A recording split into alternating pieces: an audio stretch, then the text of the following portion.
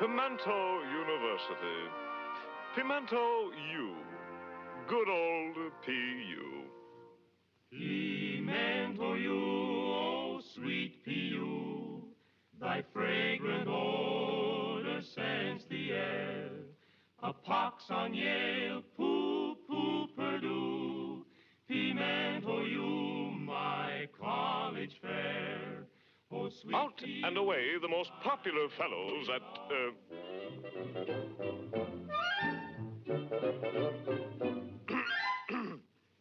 Out and away, the most popular fellows at old P.U. are the three Dover boys. Tom, the fun-loving member of the trio. Dick, a serious lad of 18 summers, plus a winter in Florida, as related in the Dover boys in the Everglades. And Larry, the youngest of the three brothers. A gay outing at the park has been planned by the merry trio, and they're off to fetch their fiancée, dainty Dora Standpipe, at Miss Cheddar's Female Academy close by. With their usual punctuality, the boys arrive at the appointed hour of 3. Yoo-hoo! Yoo-hoo! Yoo-hoo!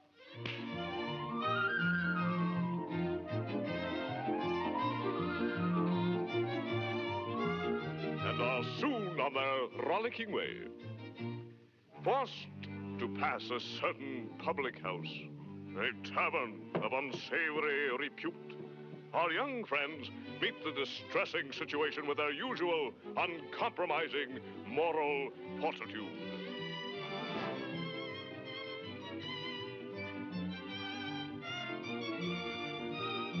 Little do they know that even now, within this very tavern, Dan Backslide, the former sneak of Roquefort Hall, coward, bully, cad, and thief, and arch enemy of the Dover boys, squanders his misspent life. Hark! The Dover boys. Drat them. Double drat them. They are escorting Dora Standpipe. Dear rich Dora Standpipe, how I love her! Father's money. Confound those Dover boys! Oh, how I hate them! I hate Tom! I hate Dick! And I hate Larry! They drive me to drink!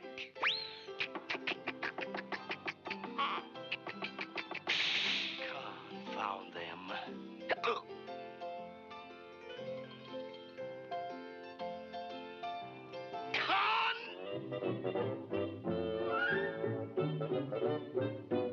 Found them! But let us draw the curtain on this sordid scene and turn to more pleasant surroundings, where we find our young friends engaged in a spirited game of hide, go, and seek. 20, 25, 30, 35, 40, 45, 50, 55. No! In here! No, up here! No, over here! Over here. In here. No, in here! No, in here. Over here. Over here! No, over here. Over here! In here. No, Over here. Go here! Over here. Down here! No. 510, 515, 500. Over here. Over here. No, here! Whoops. Sorry. No, here! Over here. Over here. No! In here!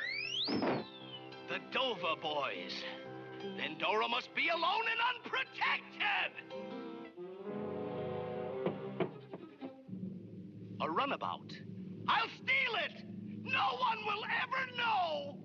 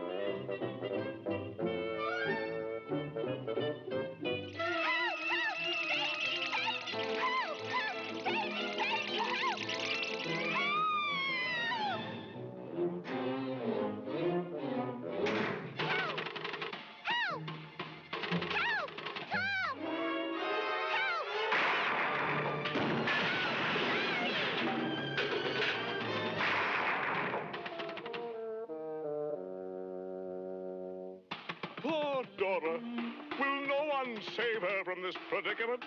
Will no one come to her assistance? But hold on. What's this? It looks like an alert young scout. And that's just what it is. He'll not fail her, I'll venture.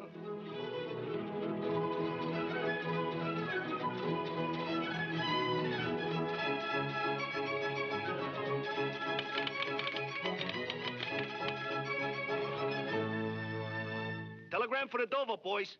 Mrs. Tom, Dick, and Larry, Caraway with Tavern Upper Bottleneck, New York. Says, quote, help! Unquote. Signed, Dora. 35 cents collect.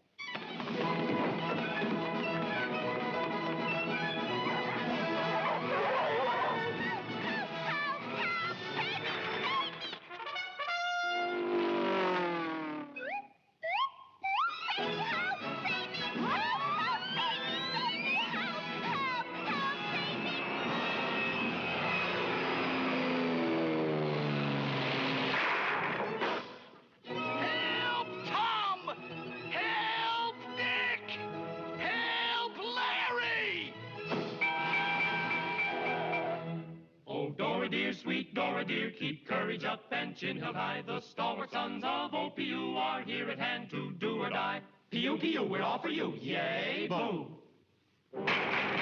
Unhand her, Dan Backslide. Unhand her, Dan Backslide. Unhand her, Dan Backslide. Hey, we're getting in a rut. Stand up and fight, you coward, bully, cat, and thief. Oh, you haven't been thrashed enough yet, eh?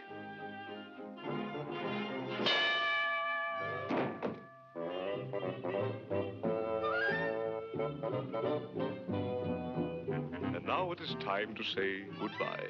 Goodbye.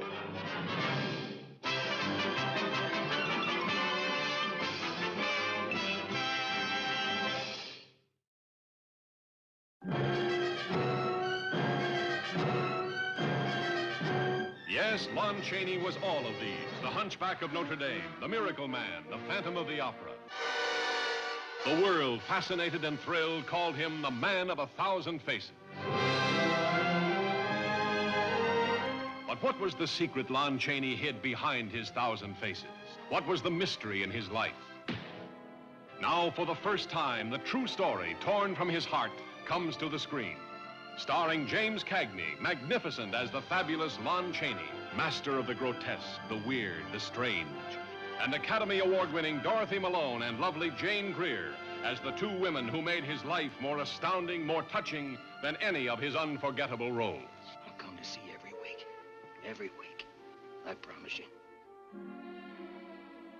You had me fired. Damn you! Damn you! Damn you! Who are you? I'm from the collection agency. I've come to collect my wife.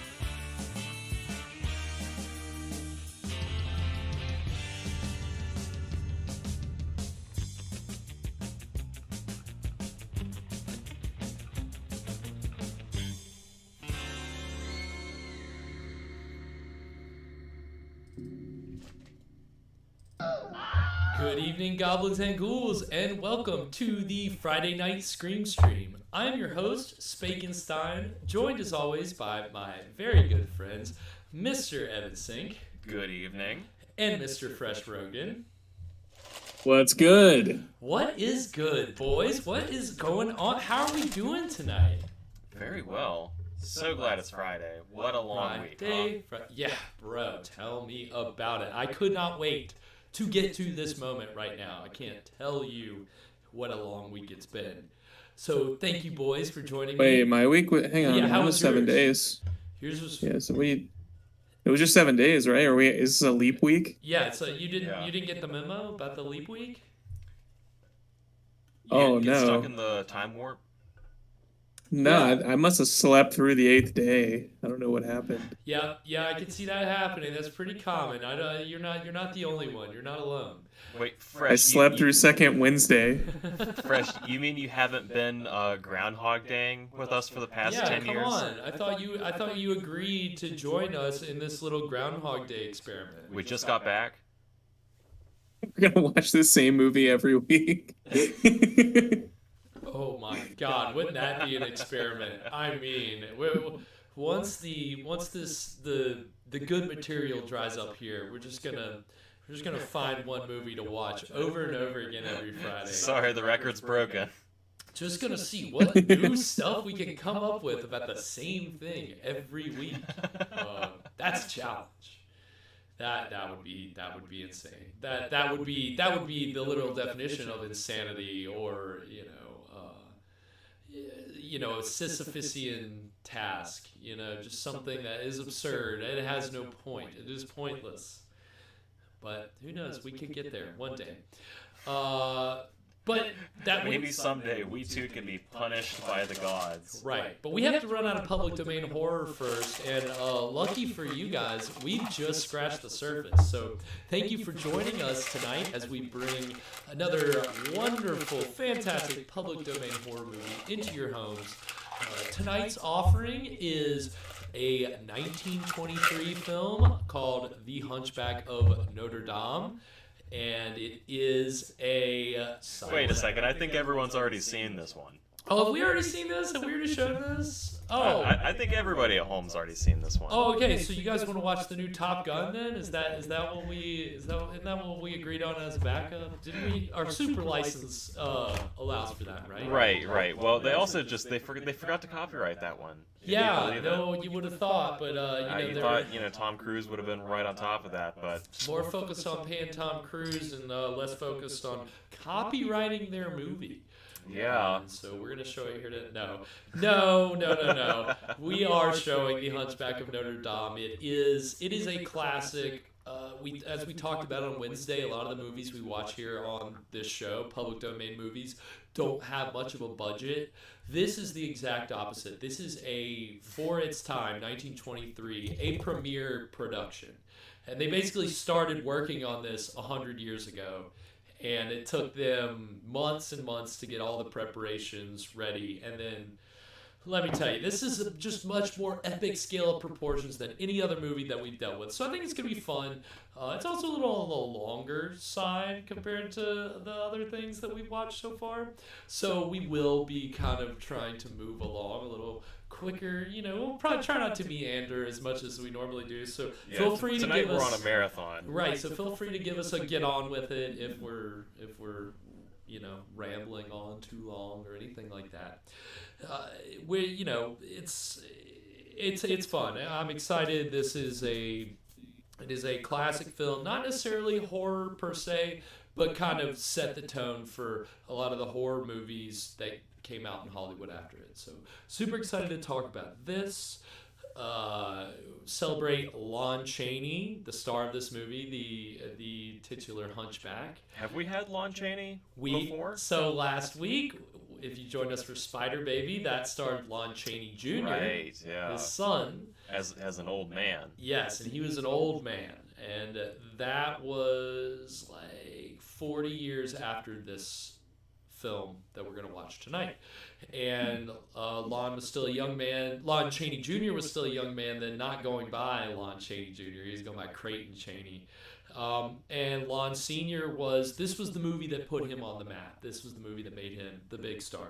So we're definitely going to be celebrating him tonight, talking about the fact that what we're watching tonight, it's an adaptation of a acclaimed novel.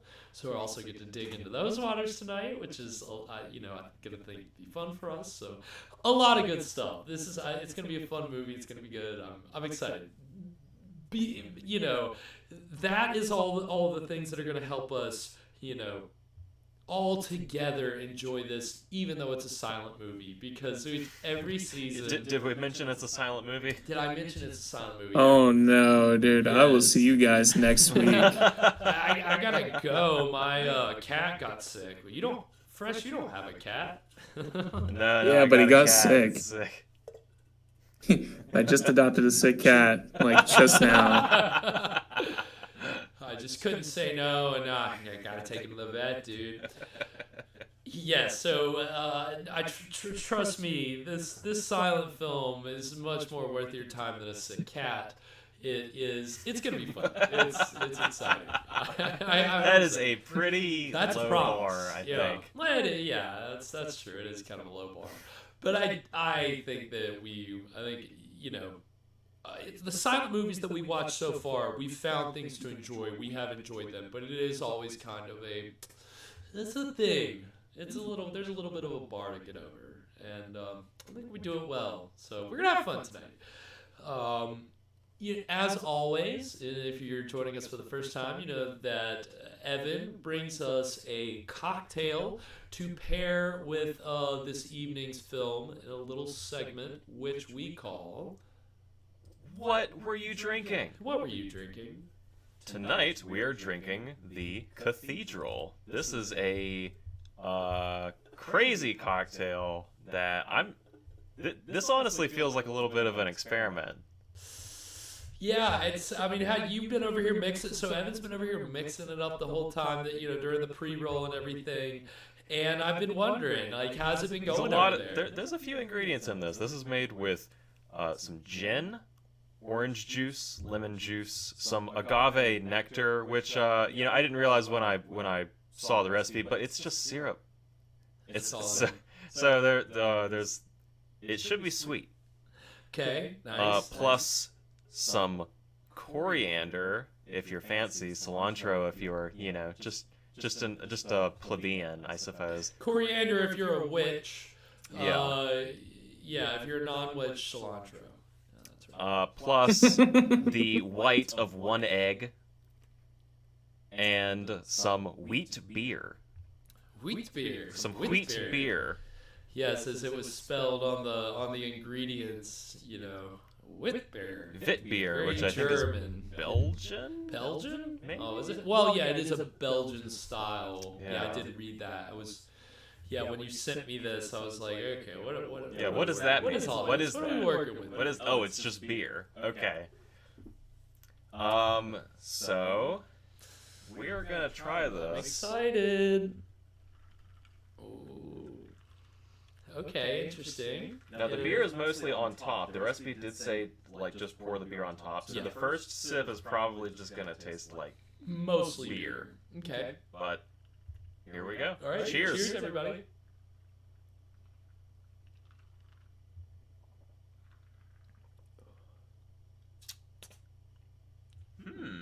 That is really interesting. That is so weird. That is interesting and weird. There's a lot of layers in there. There are, because at first you're kind of hit by the foam. Yeah. And you're like, oh, is that kind of like the egg? Like, it's a little thick. But then all of a sudden you get all the really alcohol. Sweet. And then you're like, is that alcohol burn or is that sweetness? And it's like both. And it's really strange. Yeah, it's like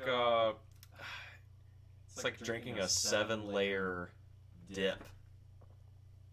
Dip.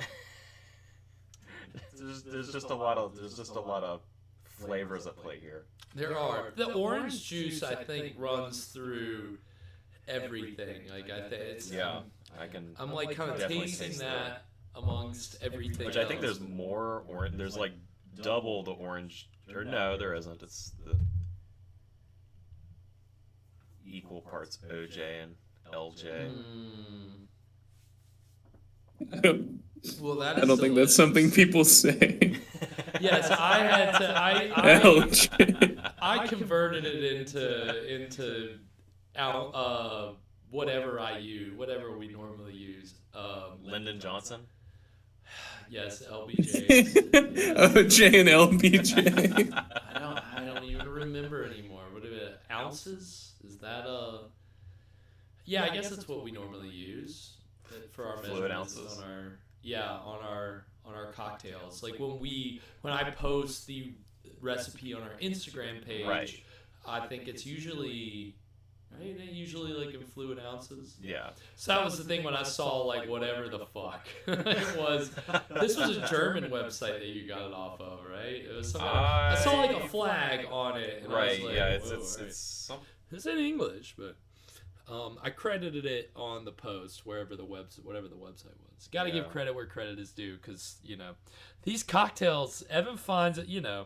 I mean, this should be a good pairing tonight. I think so. We've got a nice, classy, creamy, layered cocktail to go with whatever this is gonna be. We're gonna be we're gonna be spending a lot of time at the cathedral in this movie, So I think a little cathedral cocktail is about the perfect pairing to as we spend some time with Quasimodo and all the colorful characters that we're about to meet in the Hunchback of Notre Dame, which, again, it's an adaptation of a novel by Victor Hugo, which I know he did some other stuff too, but Hunchback is the only one I can think of right now. But it's like an 18... Yeah, sorry, Vic. Yeah, sorry. It's like 1831, and, it's all very much dealing with some historical stuff that I'm sure for our audience out there who like, any kind of European historical, Cylon, if he was on tonight, he would have some spiel about whatever the political backdrop is here tonight. I have no clue. But we're about to get into it. So, boys, anything before we get started? Again, Lon Chaney Jr. movie. Title kind of, he's playing a hunchback, which, again, that's, that word is not necessarily politically correct. But we're gonna be talking a lot about that tonight, because Lon Chaney played a lot of characters that had some kind of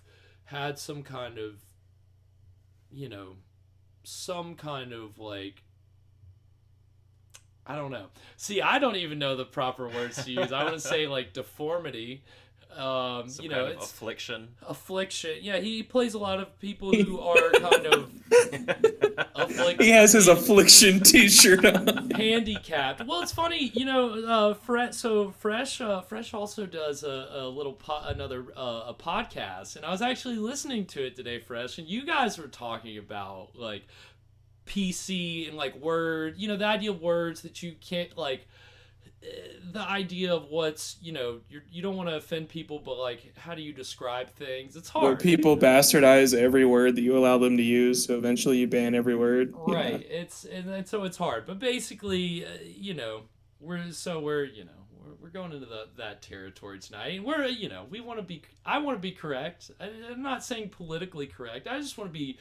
It's about treating people like human beings. I just want to treat everybody like a person. That's, I have a question before we start. Yes. So when everyone's around and you're swinging for long bombs away, how do you come around to know that, like, man, God damn it, this really is what it's for? This stupid bit. Right. What was that from? I know it. I know who it is, but what is that from again? Ball champion. He's at the baseball game. Yes. I remember.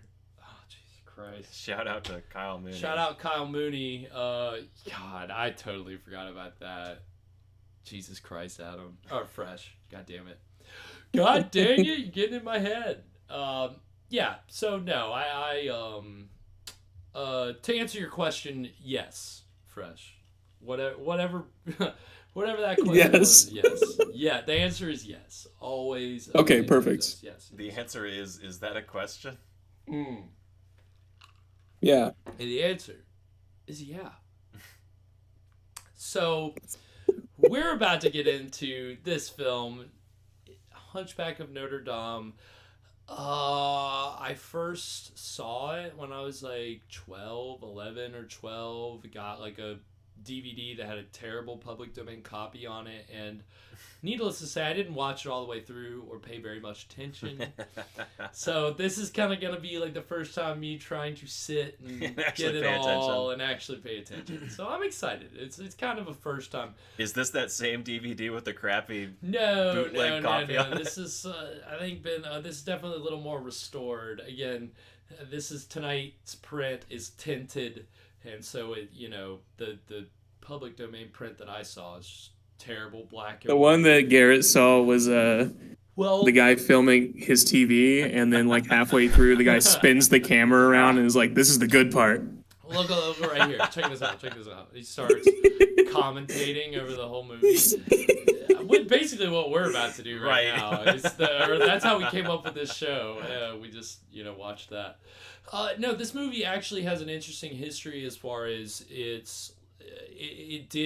was a lost film for a little bit, and actually, like, the only prints of it that survive are 16 millimeter home movie like prints, like that Universal made for show at home, and so it's not the original 35 millimeter. Like those elements are lost. So every version of this that we see today is from 16 millimeter home prints that semi-lost media, and it's missing about 10 to 15 minutes. Okay. Yeah, so this movie would be even longer. It would be even longer. Apparently, it doesn't affect the story at all, but we'll see. All right, yeah.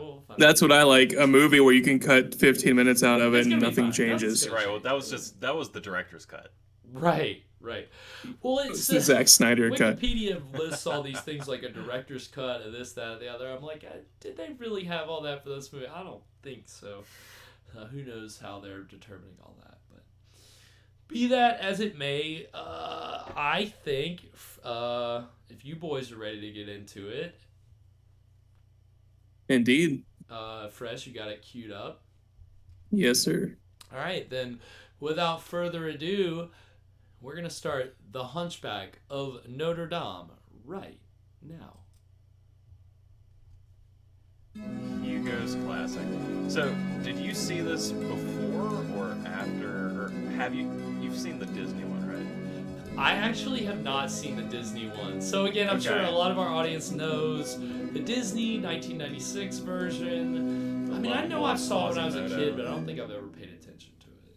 The scary, was he like a bishop or something? Yes, I think that's still an element for sure.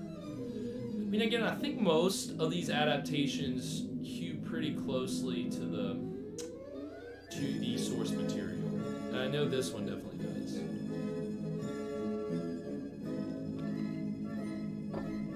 Hey guys, you see that chick that got banned from Twitch? Wait, what? What chick got banned from Twitch? What happened? She was getting railed on stream. What? No way. What? Yeah. Who is this? We're not that exciting, I assure you. I can't beat that. I can send you the article. Hang on. Oh, the article, not the... The article. Oh, I mean, I can send you the full video in question so you can deduce on your own whether or not it was deserving of a ban.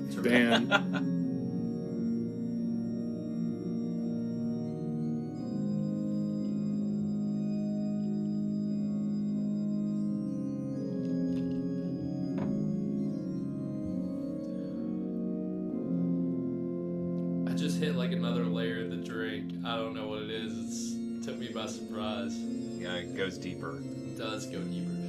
Deeper. We have to go deeper.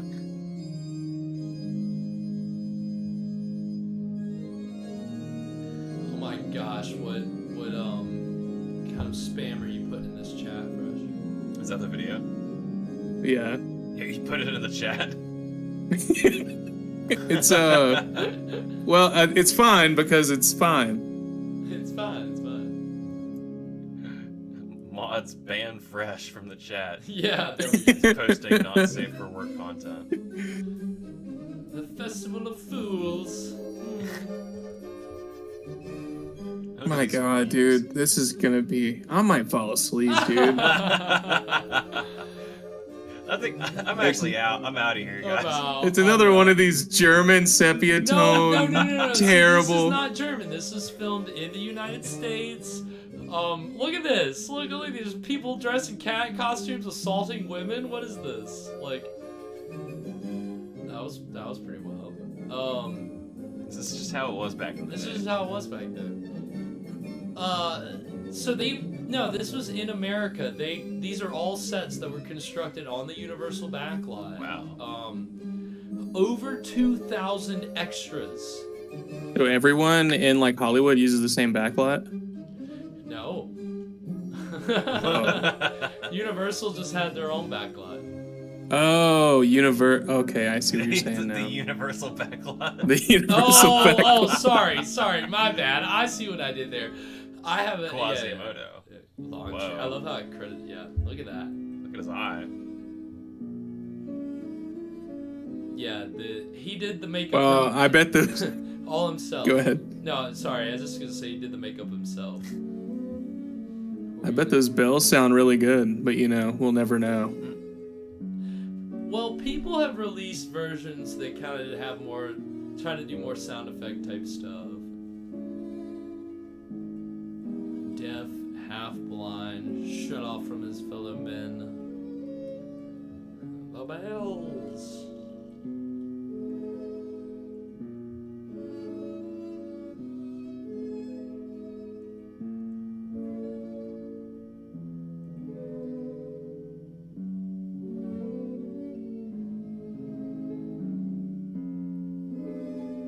Being so close to those bells all day would make him deaf, too. Yeah, I mean, that's, it's certainly not helping any kind of ongoing hearing loss he may be experiencing.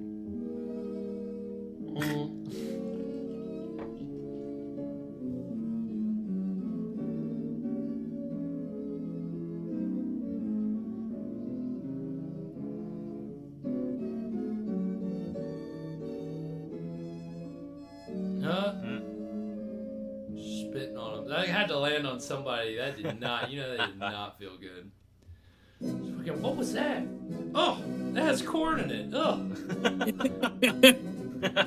This is how I want to be transported, alright? Come on. A crafty oppressor. Yeah, isn't that how everybody wants to be described? Executioners, they're always busy.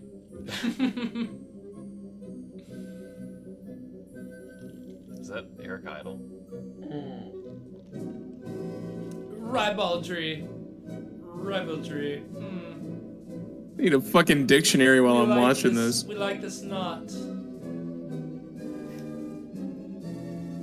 Yeah, so this is from Universal's Pictures.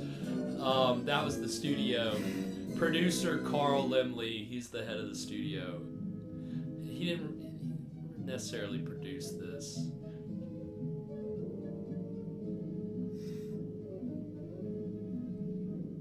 How do you become the king of beggars? Is that hereditary too? Gotta be. There's gotta be some kind of, gotta be in line for it, some kind of succession.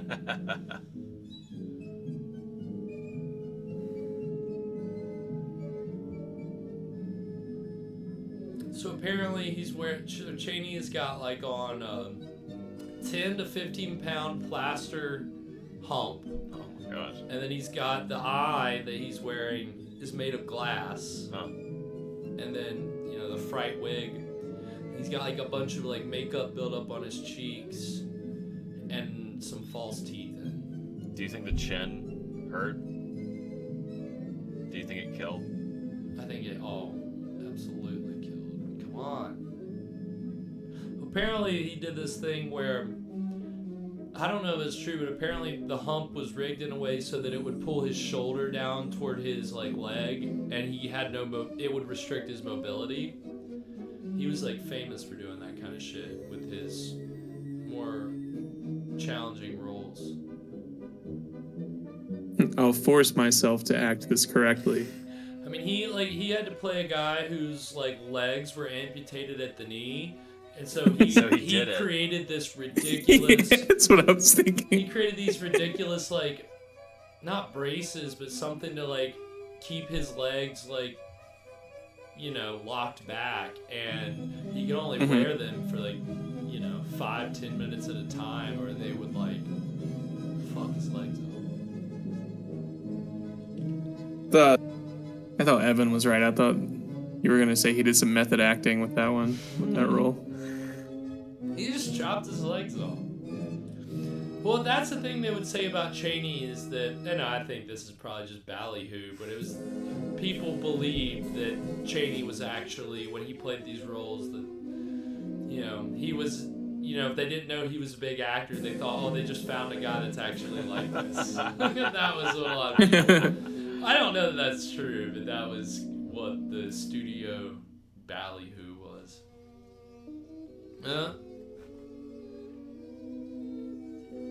Nah, that's a cool shot. Yeah, that was pretty good. I would like to have seen a little more of that. Yeah. Cowabunga, dude. Whoa. For my next trick,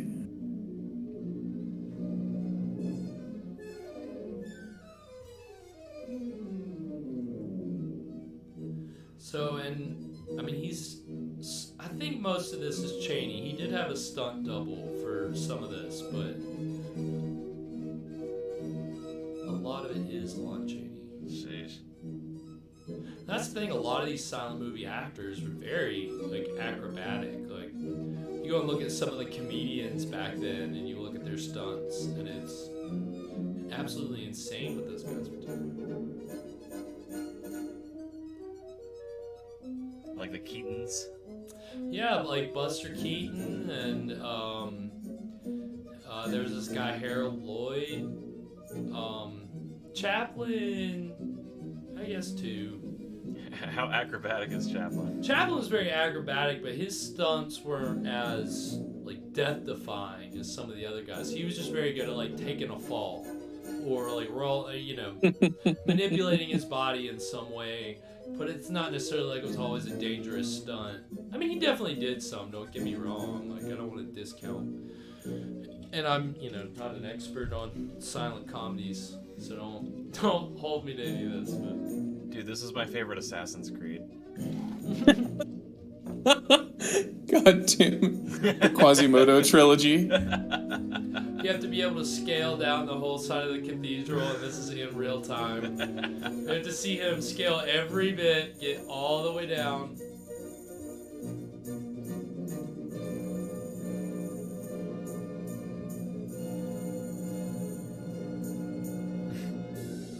Jesus.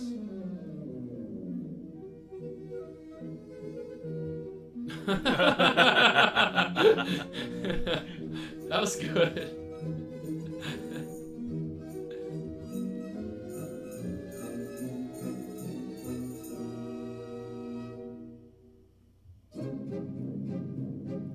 Esmeralda.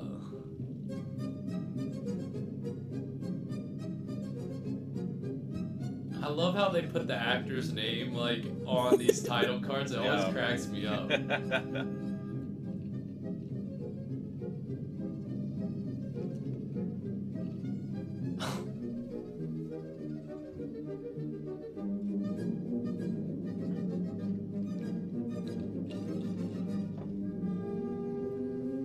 Curse Gypsy.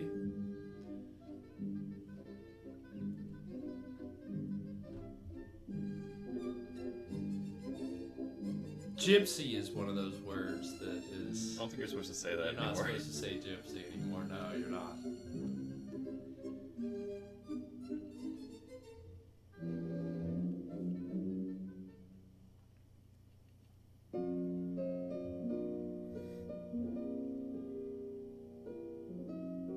I was about to ask if this woman was a witch, but now I see that cross back there.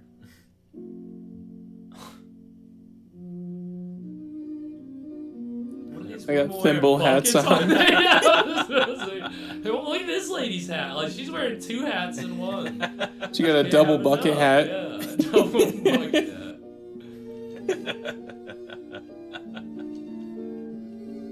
Might pull up in my bucket. My double bucket. My double bucket. She looks like she's wearing a foghorn.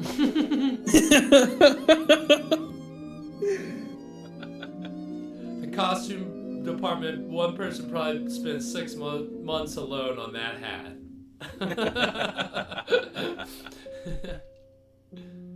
Yeah, these ladies with their thimble bucket hats.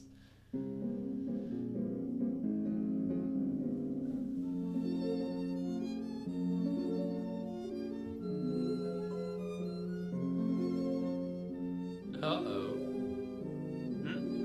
Oh shit.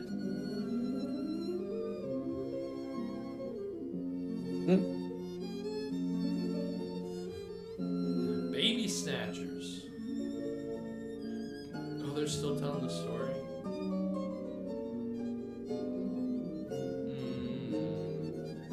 Okay. Hey, sweet things out. In the chat. Sweet. Yeah, just a little something. Nothing important. Just a baby.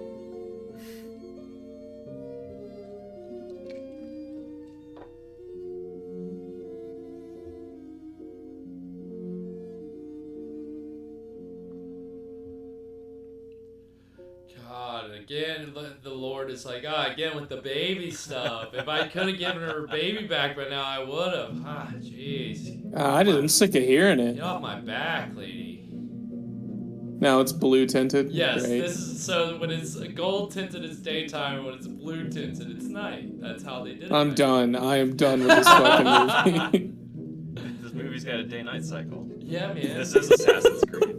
Ooh, look at this spooky skeletons. With all these skeletons, like in Assassin's Creed. Fucking fools, bro. Kringior. Poet of the street. I'm a poet of the streets. Rapping about these streets. The only word I know is streets.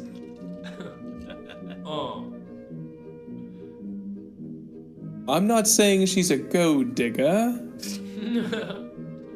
But who isn't she messing with? They made Quasimodo the king of the fools. He's king of the fools. Oh no. This is Carrie right here. It's basically Carrie. I think you're on to something there, Fresh, without a doubt. They're copying Carrie. They're getting the pig's blood all rigged up above the stage. They're gonna bring Quasimodo out. He's never gonna get the pig's blood out of that knotted, mangled hair that he's got.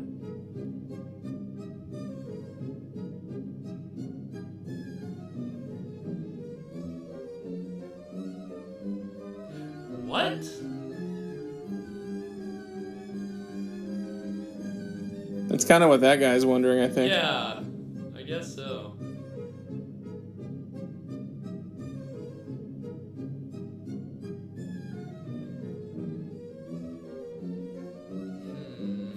I don't like that look. It's a devious look.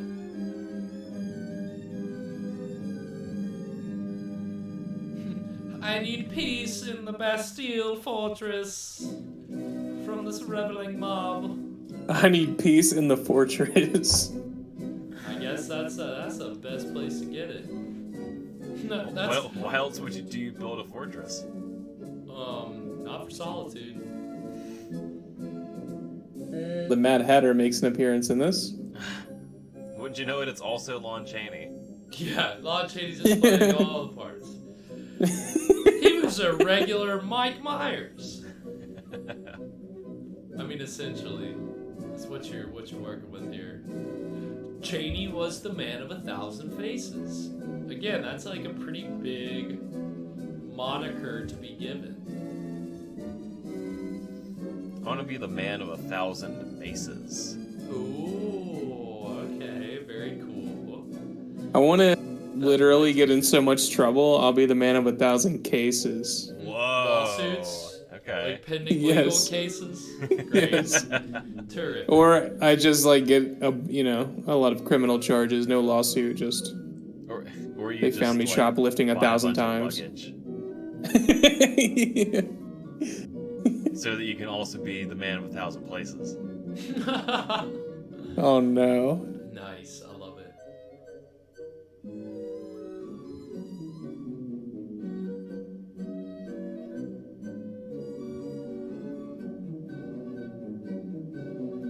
Loyalty to the king. So who's reading for the king? Who? And then I'll do the stage directions. Okay. Okay. We're having a table read? Yeah, let's do it.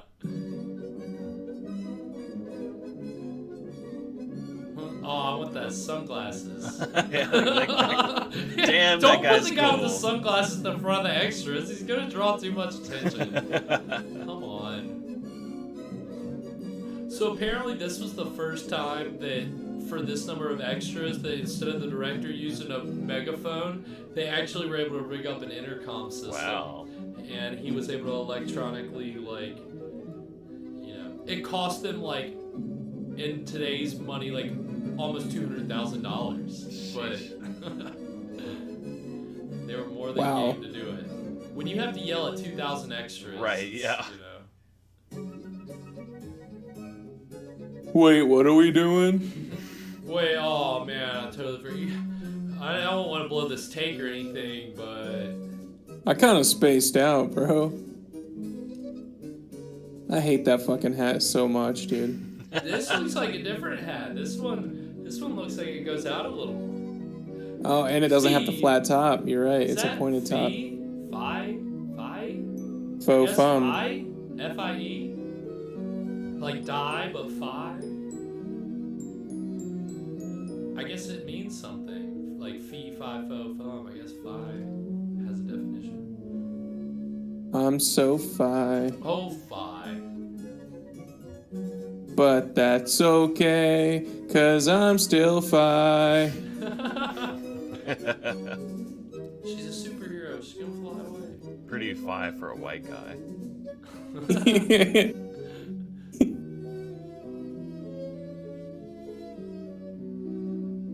Bro, that hat is so impractical. So lately I've been, I've been reading a lot of Lovecraft. He describes a bunch of really fantastic, crazy looking aliens, and I honestly can't help but think of that when I look at that hat. What, you think it's some kind of Lovecraftian monster? Yeah, some kind of crazy alien. Alien hat. Alien hat. The long, long train on the back certainly doesn't help. Yeah. Oh. Uh-oh. Lady, you better get your man in check. Yeah.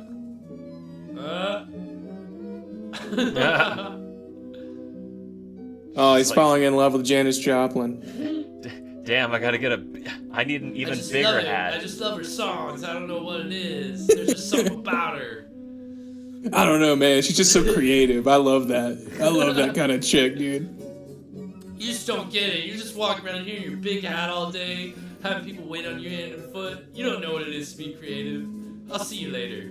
Kiss your hand. I'm out of here. Let me go woo this young gypsy? Is I think what they like to be called? He's like, I know they don't like to be called that, but I don't even know what else, Beggar isn't much better. Hey, look at this rope.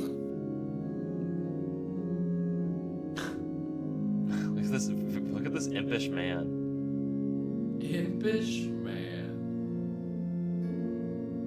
See, that's the testament to Chaney, because he actually, very imposing figure in real life. Not necessarily imposing. It's not like he was tall, but He's very hunched over. Yeah. His knees are doesn't look bent. very comfortable. Yeah, his knees are bent. His freaking The 15-pound hump. 15-pound hump on his back.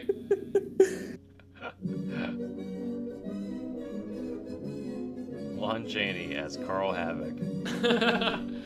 I can't breathe. This hump's too heavy.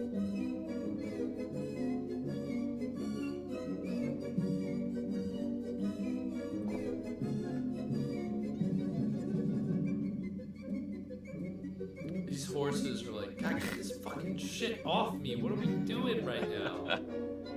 We're in California. We're not in 15th century Paris. Why? Why are you doing this to me? Uh-oh. So this must be your evil.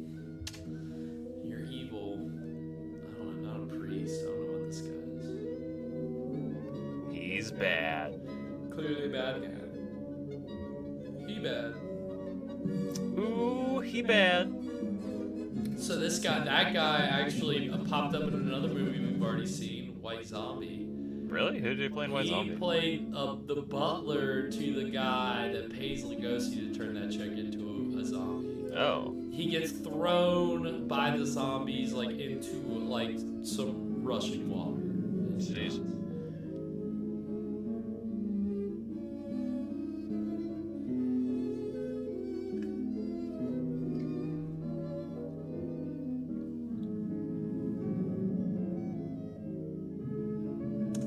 You gotta love that move. Like, okay, if I just cover up myself with my cape, nobody's gonna realize that there's a man standing right here behind it.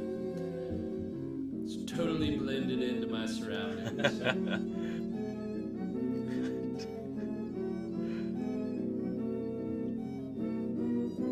Four Horsemen of the Apocalypse.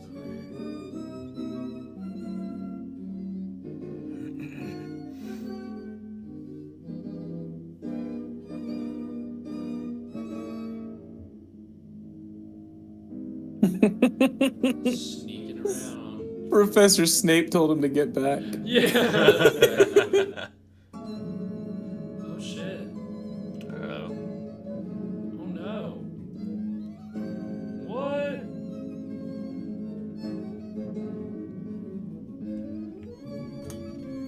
Uh-oh. Got him. Gotcha, bitches. We've got horses. What are you gonna do about it? What are you gonna do about it? Oh shit, he's right. What am I gonna do about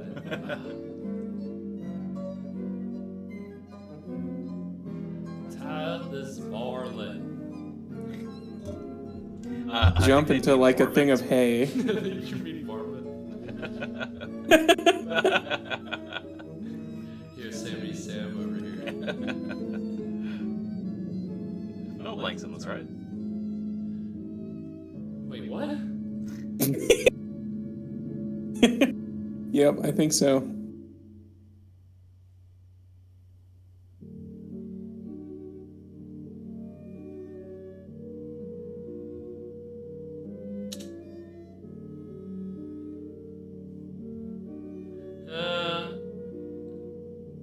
Yeah, clearly you're not afraid. Obviously. I'm not afraid now, as you can tell by how hard I'm fucking you with my eyes. It's very sexually charged embrace.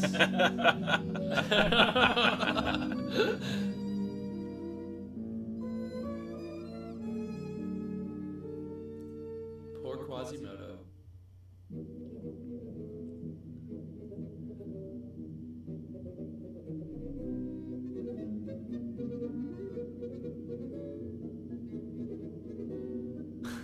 Just tell me what's actually going on here. That is a block of text. It is. Then we were reading a book.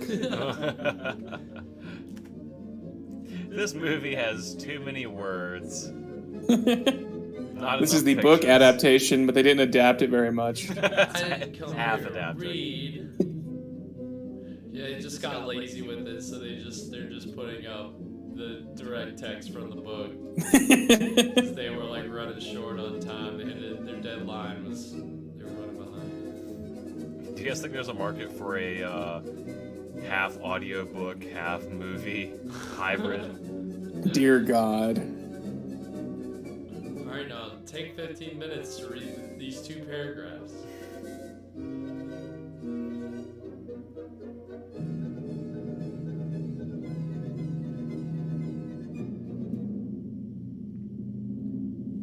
What? Was he just faking? I'm not sure. I don't know if they're saying that somehow people are being cured here. What's up? Yeah, it said this is where the lame walk.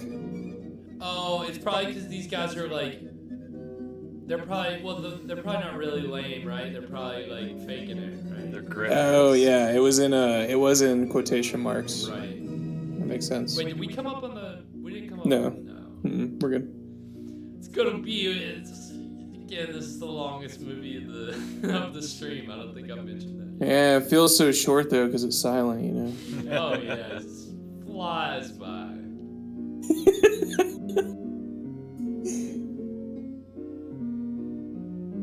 Oh, here we go. Sure, just a sip of wine. This is the olden day equivalent of just pulling up to the hotel with that chick. Yeah. In our Wednesday my minisode. room for a drink. Let me make you a drink. Aggressive. Yeah, let me make you a drink. That was a really aggressive close-up. Something about the way his hand was cut.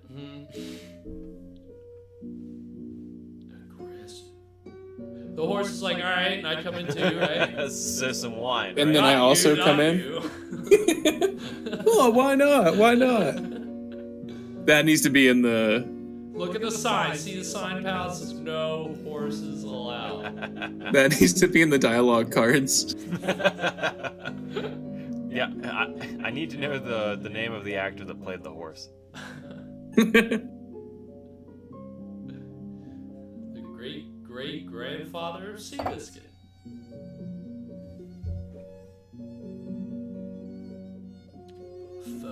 Phobus? Phoebus. Phoebus? Because that's how you spell Phoebe, but. You know, Phoebus and Butthead. Phoebus and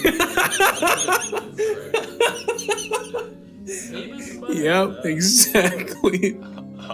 It's really just a spin-off of this. Wow, was that meant to be subtle? Yeah, I guess. We all know what happened here's some there. subtext. Spider is getting the butterfly.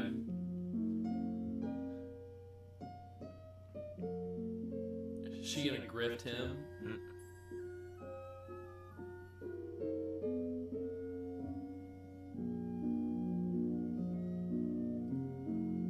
Feels like a fourth wall break.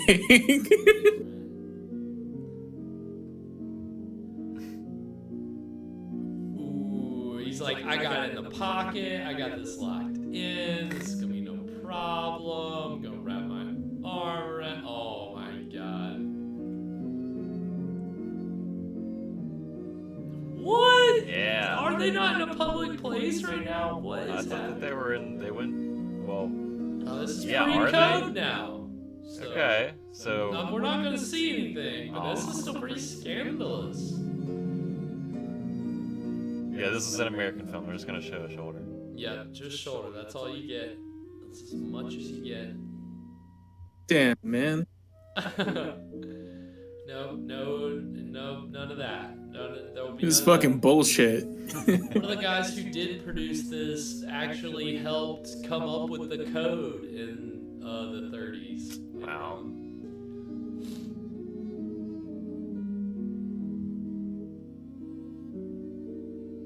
This necklace makes me invincible. He's like, but I can still see you. What are you saying? Wow. He's like, yep. Oh, damn. I'm harm. He just got cockblocked super hard by that necklace.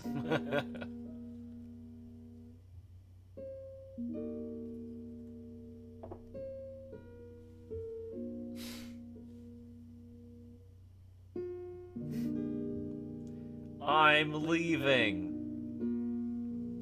Hope you don't get poked by my elbow. Elbow spikes. On the way out. Jesus Christ. Oh my god, look how close he came to her head with the spikes. Jesus.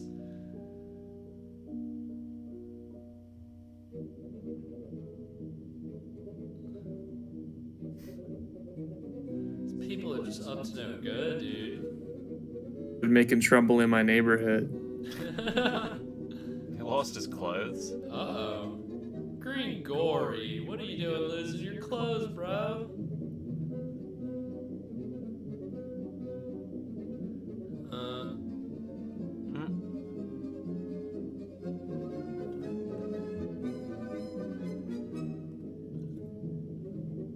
Uh-oh. I'm at the threshold. Oh, God. A spy of the aristocrats. Spy. We know what to do with spies, don't we?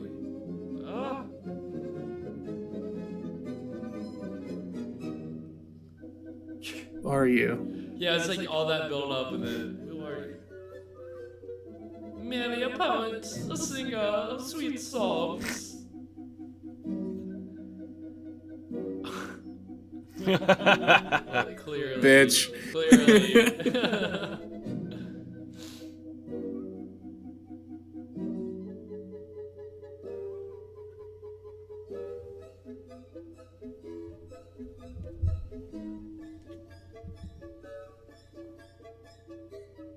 Make him say.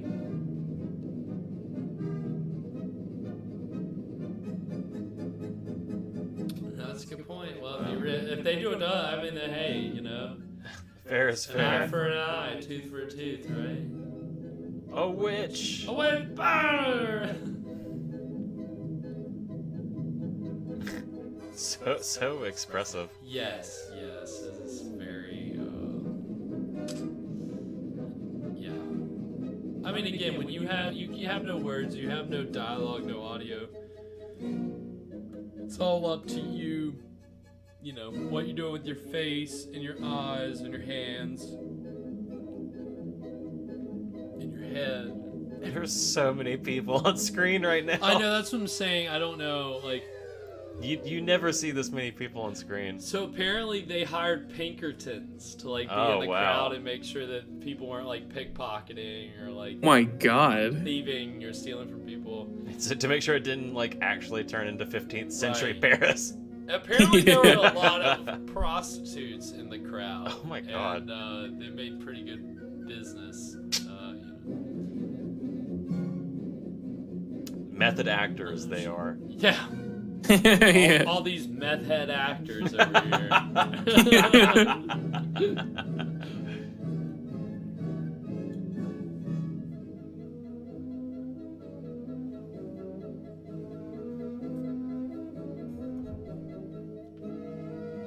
Oh damn, I never thought about it like that. You know what? You're right. Cut him down, I say. You're right. We should cut him down. You said it, so I guess we should do it. Quick, everyone insult him. Put him down. Which, like, I'm never gonna be your friend again if you don't cut him down. Take it or leave it. You're not gonna be invited to my birthday party. I'm gonna tell everybody that you are mean. Ooh. Yeah, well, my dad could beat up your dad.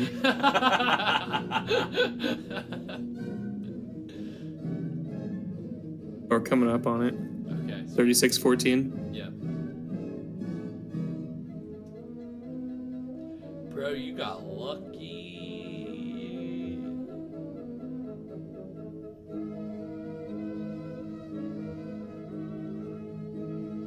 Get some clothes on this man. He's over here in his bloomers. His bloomers. It's his bloomers. Fade to black right here. All right, and that is gonna take us to our first break. All right, Woo! so hey, we're a third of the way through. We're having fun with it, I think. Some stuff is happening. You know, I mean, when it's a silent movie, we don't have to worry about talking over dialogue. We just kind of... Yeah, you don't have to worry about missing that much. No, we try to follow the story as much as we can, and then if whatever we don't, we just crack jokes about it. So we get by, we make it work, we make do. But so far, I mean...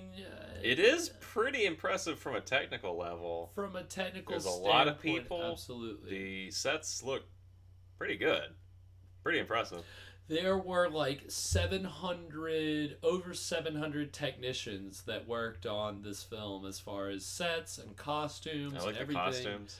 I mean, it the took dudes in armor are crazy. Yeah, I mean, you got to think like every extra had to have a costume.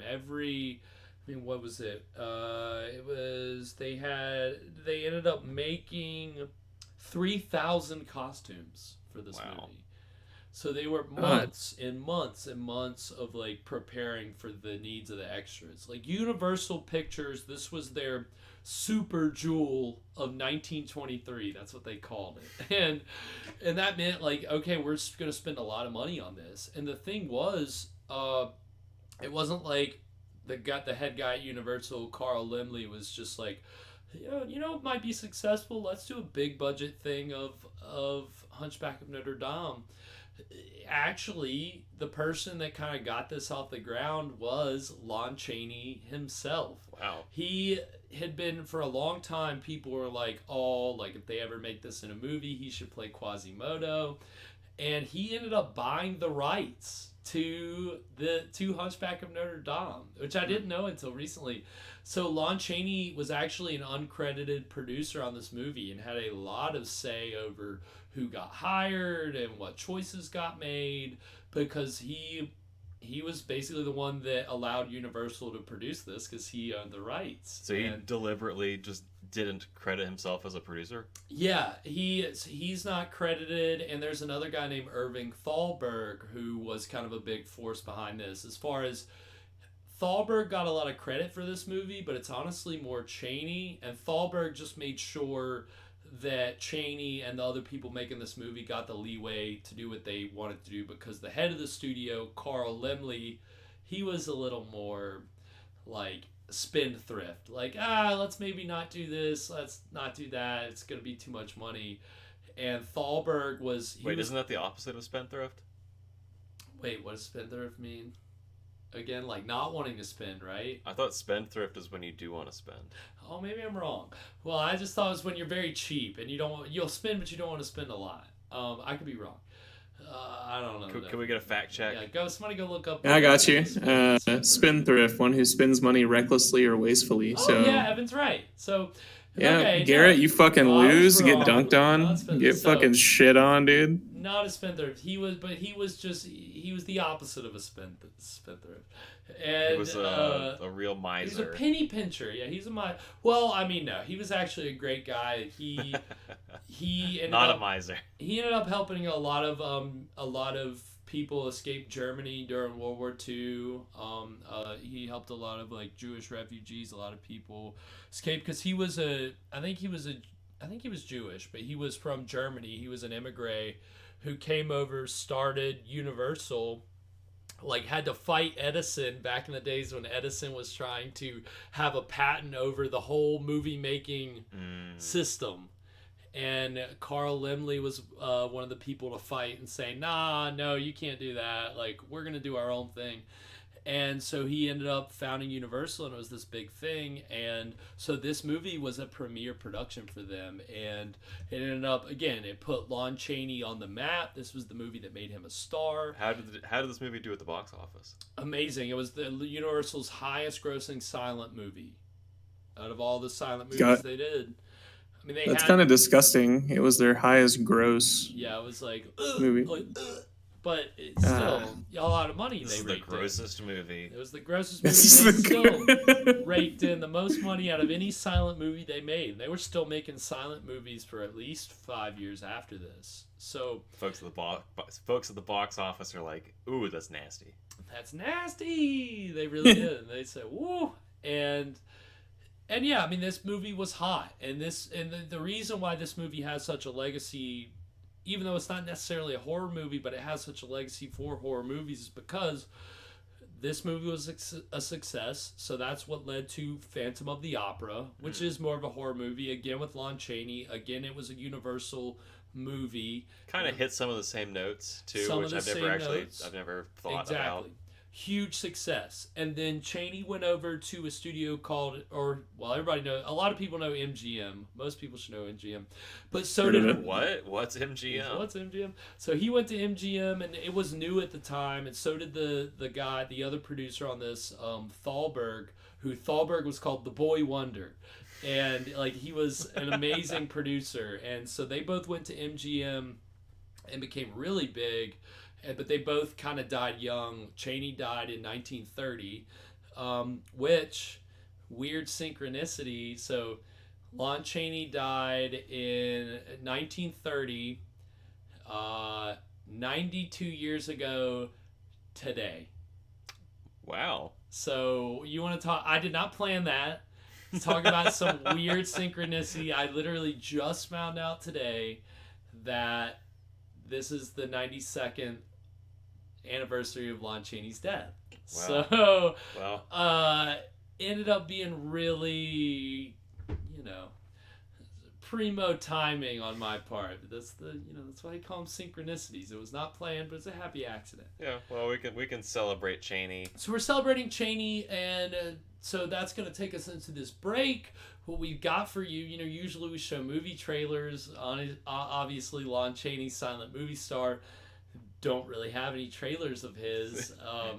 Did they do trailers back then? Not many. There is a Phantom of the Opera trailer, which we've shown on past episodes, but we're not going to show it here because what I'd rather show is this, instead of a movie trailer, it's actually a segment from a TV show called You Asked For It, and it's from 1951, I think.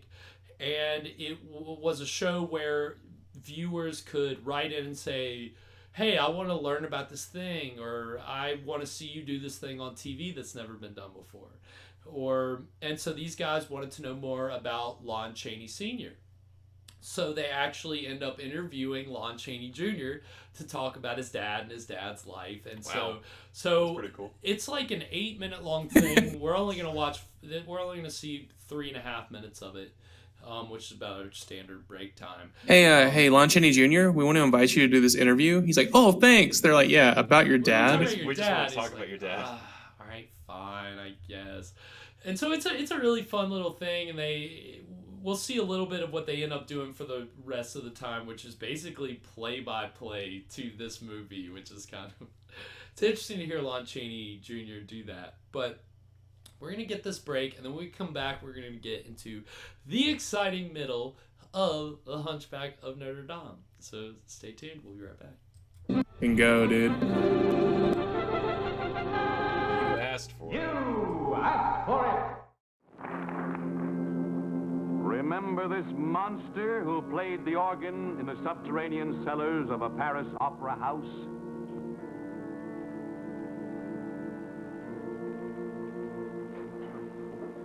Remember this piteous hunchback, a deaf mute, who served as bell ringer of a famous cathedral? Well, my friends, these memorable characters were portrayed by the supreme artist of pantomime, the man of 1,000 faces. And in a few moments, you will see on your television screen right at home for the first time this famous actor in scenes from an immortal classic. Because Kenneth Waterman of Kansas City, Missouri, asked for it. He said, Dear Baker, my twin brother Earl and I have heard that Lon Chaney was the greatest character actor of them all. Since his pictures were played before our day, we're asking for some scenes from one of his old movies so we could know more about him. Thank you, Kenneth Waterman. Well, Kenneth will do more than that for you and your twin brother. Yes, in this dressing room here is one who knows more about Lon Chaney than anyone else. In this dressing room also is a very famous actor, the same man. He, in his own right, has done some spine-tingling scenes, a star in such things as you'll remember of Mice and Men, and The Wolf Man, and many others. So in order to find out about Lon Chaney, why not talk to his son, Lon Chaney? Good evening, sir. Hi there. Glad to see you, Lon. Hello, Art. I'm glad to be with you. It's very gracious of you to answer this request, and I mean it sincerely. There'll be hundreds of thousands of people who'll want to know all the intimate details. Particularly, these are young people who've never seen your father, and they want to know how he achieved that perfection in mimicry and pantomime. Well, pantomime, to my father, was just like ABC. You see, actually, Art, my dad learned his ABCs in pantomime. Now, don't get excited. The reason for that is that he was born of deaf-mute parents. And therefore, he learned his A, B, C's. That way. But of course, like children always are, he had to learn words before he could learn his ABC.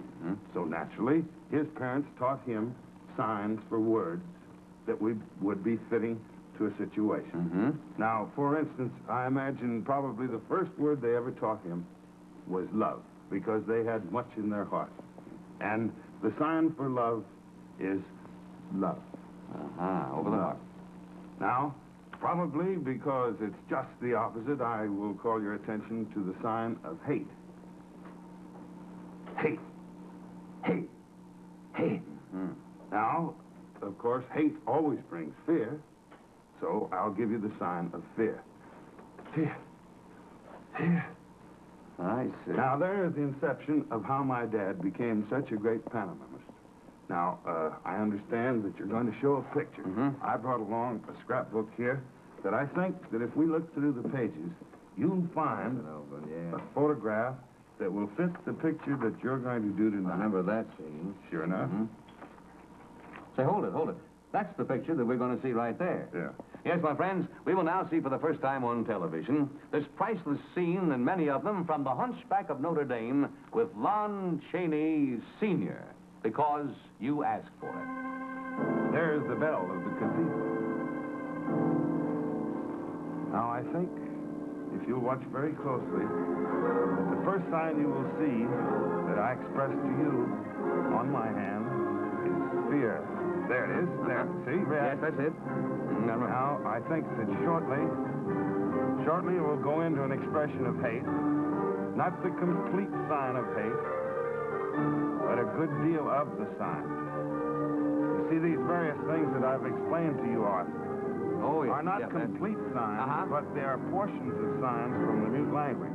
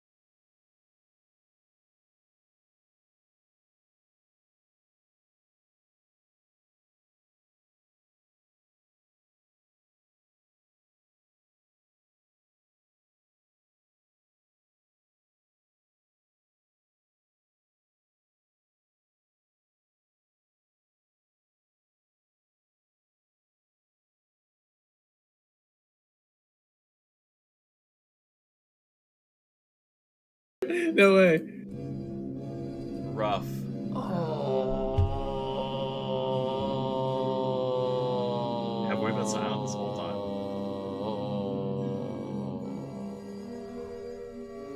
Yes. Oh no. Oh no is right. The stream right now. Did you do something? God damn it! What? Huh?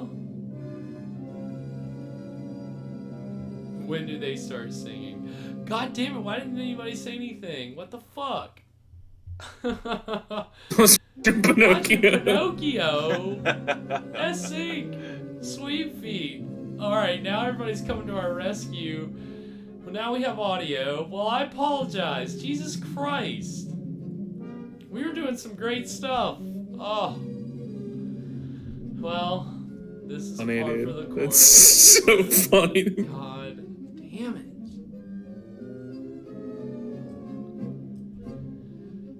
They're putting her to the question. Put me to the question. God damn, dude. Put You me know to why- the fucking question. Why You know why nobody was telling us we were silent? Why? Do you know why? Why, Fred? Because we're watching a fucking silent movie and nobody's watching. Yep, that's right. I think you hit the Silent. nail on the head. I told Evan when I during the break I had walked downstairs and I saw my dad and I said, "What are y'all watching tonight?" I said, "Hunchback of Notre Dame." He goes, "Ugh." Yep, I'm right there with you. Yeah, that's what I said. Tell him I am right there with I him. was like, we know how it feels. We're getting it out of the way. Oh, they are torturing her. Wow. They're Yeah, putting I the don't know screws why. to her. I know that put her to the question means torture them, but God damn it, I'm so mad at myself. Oh. Well, according to Sweet Feet, it wasn't gone too long. No. I don't know how long too long is, but I never closed the tab. I just muted it and looked at something else. thank you, Sweet Feet. It's fine. Thank you, Sweet no, Feet. No, it's really fine. I mean, hey, was it like 30 minutes? Psst. As long as we're on for. Psst. Hey, the movie lost 15 minutes. We lost 30 minutes. Who's keeping score? Who's keeping score? Hopefully nobody's keeping score. Huh? Have we had any good jokes in the last 30 minutes? They missed all of our hat jokes. Ah. Did that? Well, I don't know. Double had it up, dude. I think they did. I think they missed all of our hat jokes. All of the. Oh, I think you should have said. Oh, I hate that. Restarted my phone. Wow. Yep, Sweet Feet. Actually, yeah. Astute observation. It looks like it. Yes, I think it is. I think you're right.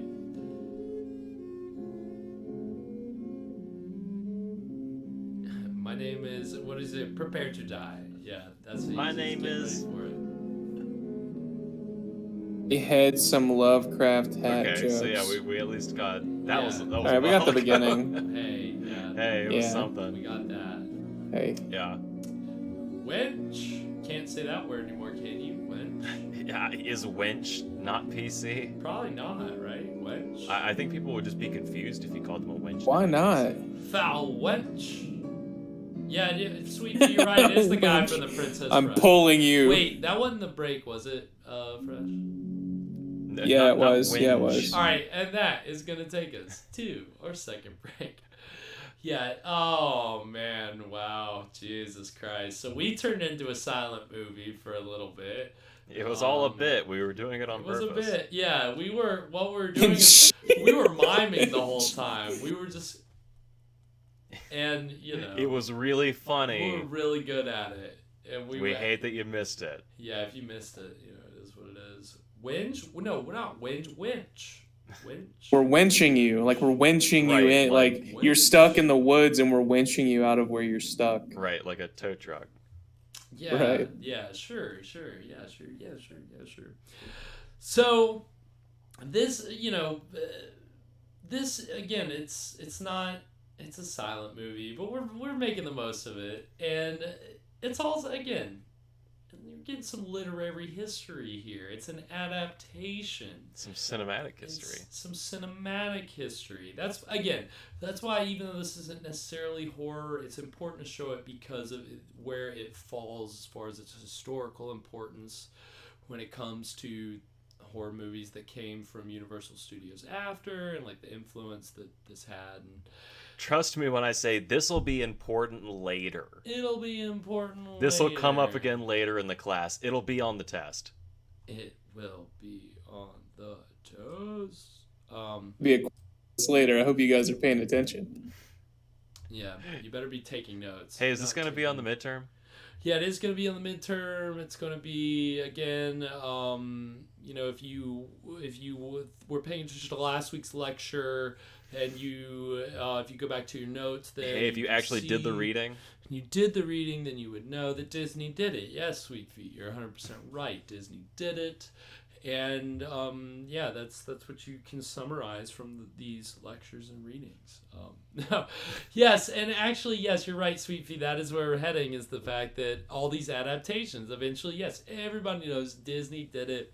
1996, for those of us, I think most of us watching right now, which would be Sweet Feet and S-Sync, and then me and Fresh and Evan, we all grew up with that animated adaptation. Yeah, I love the part where they beat Quasimodo and they tortured Esmeralda, and then this Princess Bride dude gets stabbed, right? Like, just classic family fun. Good stuff, all good stuff.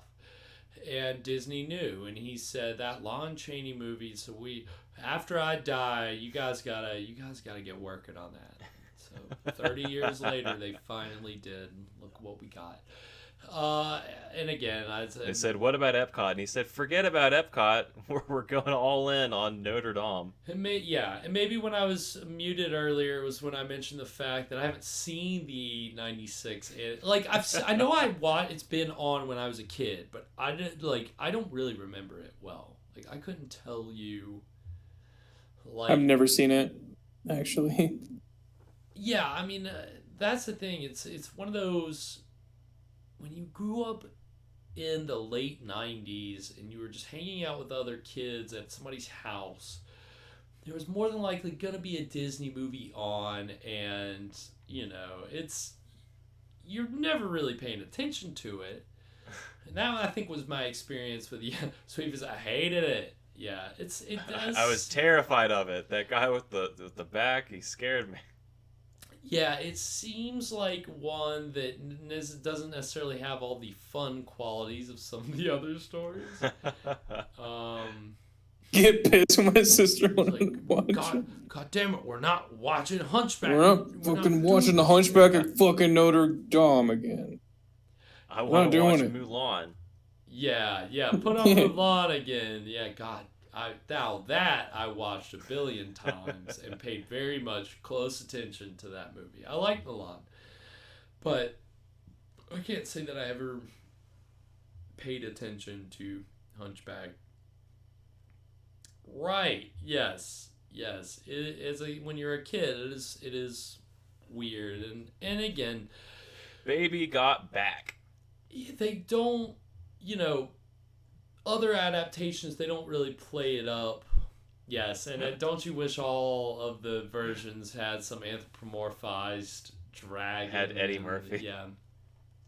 But unfortunately, they don't. They're all, there were multiple adaptations of this before the Disney version, in between the one that we're watching tonight. There was a 39 version starring a guy named Charles Lawton, and, that version, very much, it's kind of focused around Quasimodo. They did another version in 56, and it's more around Esmeralda, more focused on Esmeralda. And there's a guy named Anthony Quinn playing Quasimodo there. So, yeah, Baby Got It. Yeah, I mean... Yeah, thank you, Sweet Feet. I'm glad I got a reaction from somebody. When I'm over here just blabbing, somebody's got to catch Evan's, the gold that Evan's spending over there. Oh, because he has a hunchback.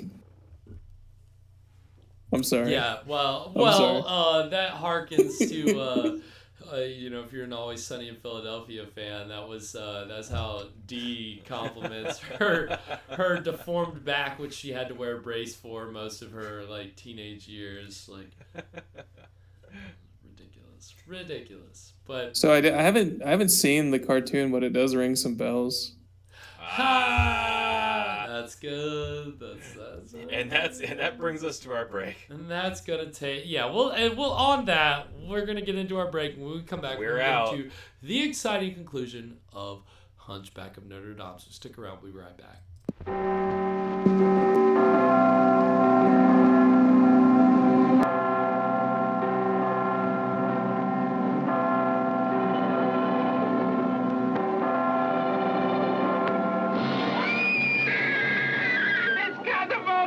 The Hunchback of Notre Dame!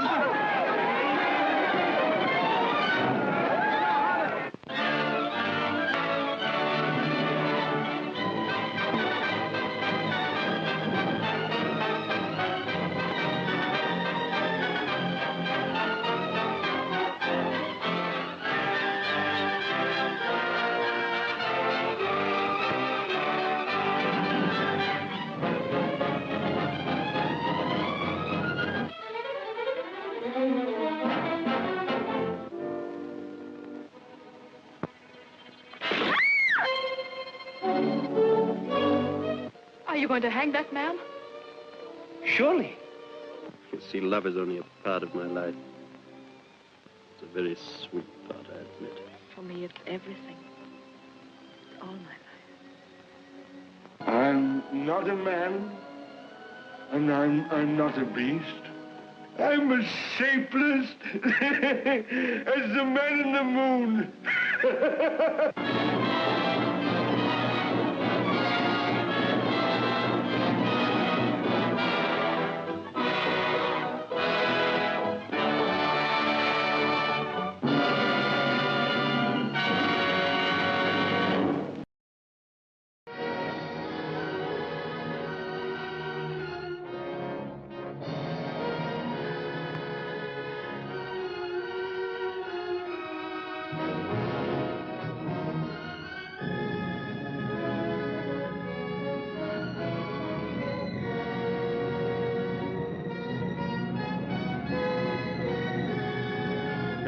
The lusty, stormy Paris of the Middle Ages, the Paris underworld of thieves and beggars, made immortal by Victor Hugo's magnificent novel, a Paris enslaved by superstition and black magic.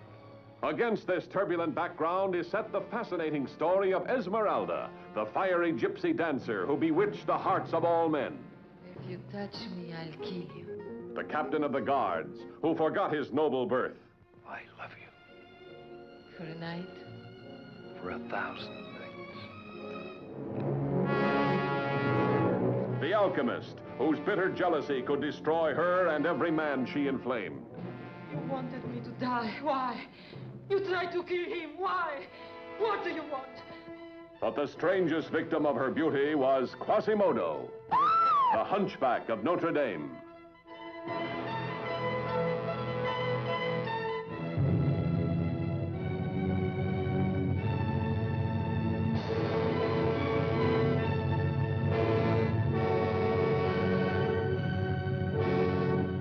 Hunchback of Notre Dame, new spectacular production of Victor Hugo's spine-chilling masterpiece, filmed on the spot in Paris.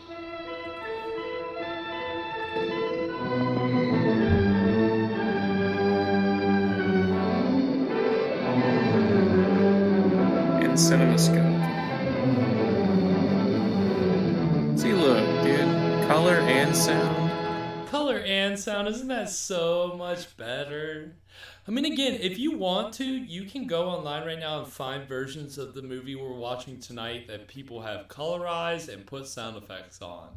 I didn't bother to contact those people to show. I mean, I think we need to be showing the original as seen versions of these public domain movies, but far be it. I think we should just redub them before we show them. Well, maybe that's the direction. No more silent movies. Wait.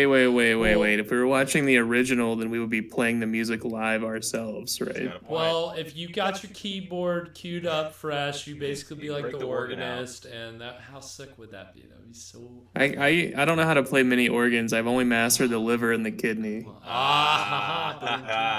So got the jokes tonight. All firing on all cylinders. So we got to see some trailers for some other adaptations of Hunchback of Notre Dame. The last one, again, that was more Esmeralda focused. And again, not again, it's an interesting fun fact. So the woman who played Esmeralda in that last one, Gina Lollobrigida, she's an Italian actress, still alive. Like, she's like 90. What year was that one? That was 56. She is actually apparently right now this year she's running for the Italian Senate, for an Italian Senate seat. Wow. Okay. She's like in a conservative party, something like that. And she's fucking 90, bro. And she was in this Hunchback movie. She was a big star in like the late 50s, mid-late 50s, and she's still puttering around now, dabbling in politics. So hey, everybody needs a hobby. Everybody needs a hobby, and the fact that the rare time that anything that we show on this program where somebody in something is still alive. Notes mentioned, notes rare, especially if they're doing something notable. So we'll see what happens with Gina Lollobrigida's Senate campaign in Italy, but we'll keep you posted on that. But until then, this is not an official endorsement. By no means is it an endorsement. It is just a fun fact, fun little tidbit.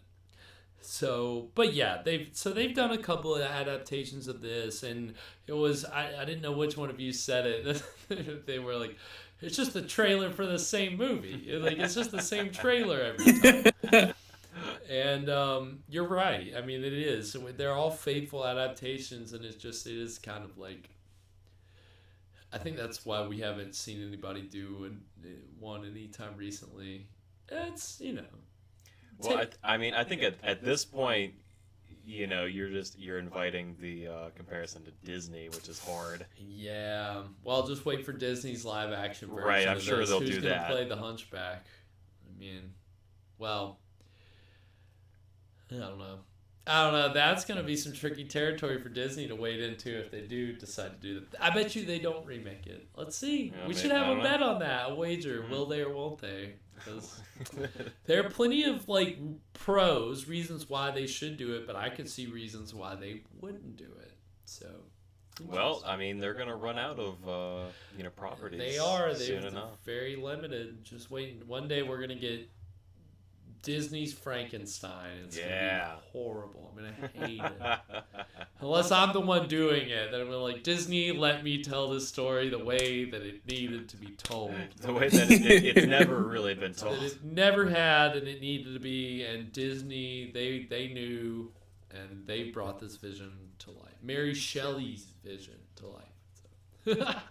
So yeah, adaptations are a whole. It's a whole. Disney's Frankenstein should be about bringing Walt Disney back to life. Well, yes. I mean, we talked about it. He's chilling under the Pirates of the Caribbean ride right now. He's just waiting on it. He's waiting to be resurrected in some fantastical way. Maybe there's some kind of big creation scene, and then he does a musical number, and fun. Disney's a showman, if anything. And maybe Mickey Mouse comes out. They do like a little dance together. Walt's arm falls off, and Mickey helps him put it back on. They laugh. Just a bunch of fun. Boatloads of fun. Steamboat Willie's loads of fun. Sweet Feet, you know how to wake Walt Disney up. Enlighten us. How so? Oh my God, that's disgusting. Gross. Who do you think you are, the parents in Bluey? You can't just fart in people's faces. And think that it's not going to be a big controversy. Were we getting into the Bluey controversy tonight? We're wading into that Bluey controversy tonight.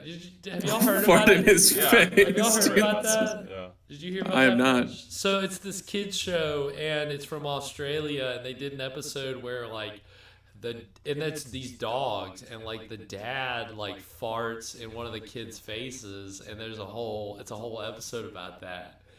And like it got banned in America or not, it wasn't shown. Like Disney owns it in America, and they like we can't show this. Yeah, and now they're showing it, but they've edited it. It's ridiculous. It's some weird thing. Look into it. Yeah, if you don't know about edited it. for sensitive American audiences. American audiences. Well, I'm very sensitive. I clutch my pearls when that show does a lot of like fart jokes, and I'll be honest, I'm not a fart joke guy. I'm not like if it's a good fart joke, but there's normally not good. It's just a fart, and it's a kid's joke. It's like that. Well, then that show can be very intelligent. That show can be very smart. So like it's not like, but I think they realize it's just a fact of life. Everybody, that's the thing. I'm not poo-pooing it, to stay on the fecal line. But I think that I don't know. It always grosses me out anytime I hear or think about. I don't know. So a whole kids episode about it. Season 3 just came out. It's pretty funny. Yes, poop, fart. Yep, we're going lowbrow tonight. We're getting down in the gutter. We had to get there at some point. We just couldn't hold back anymore. But speaking of not holding back, I think if you guys are ready, let's finish this. We can get into the exciting. Yeah, guys, conclusion. let's finish.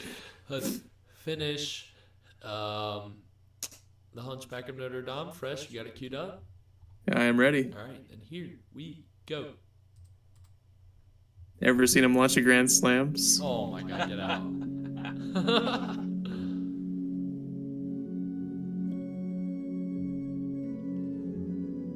Oh, wait, we were muted this whole time. Sorry, guys. Sorry. Oh, no. God damn it, I still feel terrible.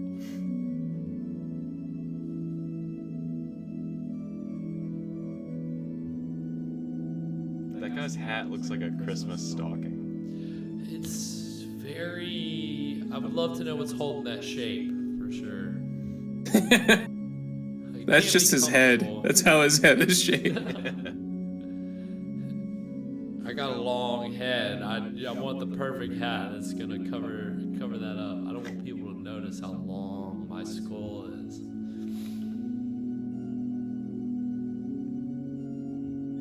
It looks like a Cat in the Hat hat. All it needs is stripes. Yeah, if it was just striped. Oh, you're just a good Christian man. Yeah. Ah. That's what I love. You gotta love. He's gotten a few of those tonight. The big reaction. Yeah. That's what you love about Chaney. Yep. Dr. Seuss just stole it all from the movies. You heard it here first.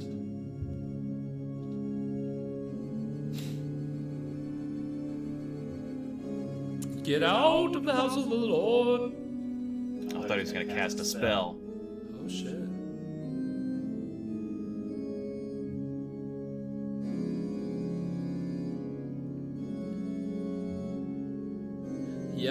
Yep, Dr. Seuss, definitely a racist, definitely a thief. Without Dr. Seuss spits fire. I wonder who said that once upon a time. That's a very good quote.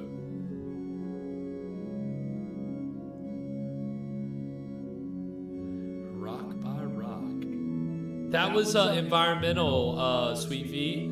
Because with Vic Thorne, because that was when we were writing down the crazy things she would say, and then you said that, and we wrote that Dear down, God. and we had the date and the Don't time. say that. She might be listening. Oh Dear God, am I gonna offend Miss Vic Thorne? You think she'd be flattered by? We have pages of her quotes, you know? She was very quotable. I do not know who you guys are talking about, Obviously, dude. we were paying very close attention in that class. It was the teacher of our environmental. Oh my, yeah. Okay, Garrett. I'm gonna tell everybody. The school that we went to was... She's gotta be... And our social security numbers are...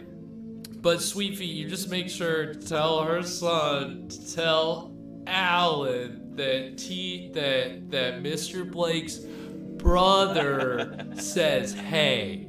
Said, hey, what's up?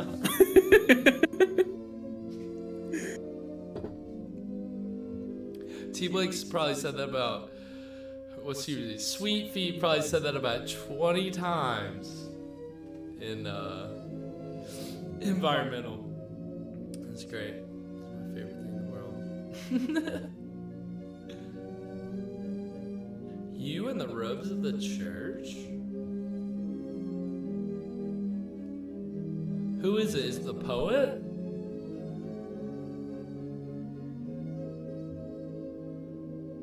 It's gotta be. He's been the only one like running around between. Is it the poet or is it the fancy guy? Wait, the fancy? Well, I thought that was. I thought they were wanting to save him. Am I wrong? The other fancy guy. A different fancy guy? Dear guy. Did Phoebus really die? Or Phoebus? Sorry, Phoebus. Phoebus. Phoebus. Phoebus. Fack and Phoebus, dude. My boy Phoebus. Yeah, they're whispering.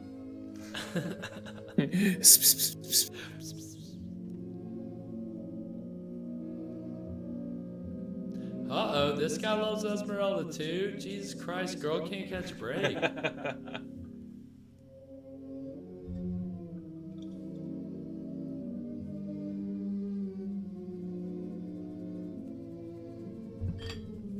Assassin.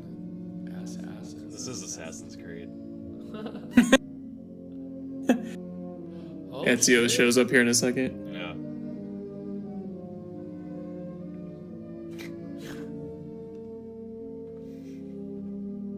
And I'm out. I love all this acting with the arms, the hands, and the face.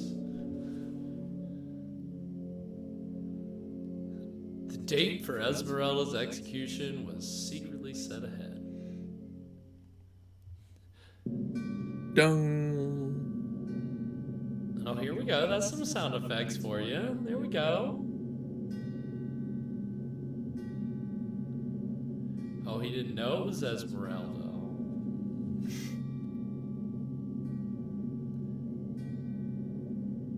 He's having fun. Yeah, it's like a playground. Oh, let's get fucked up. Somebody's getting killed. Yeah. Let's go, dude. Around here.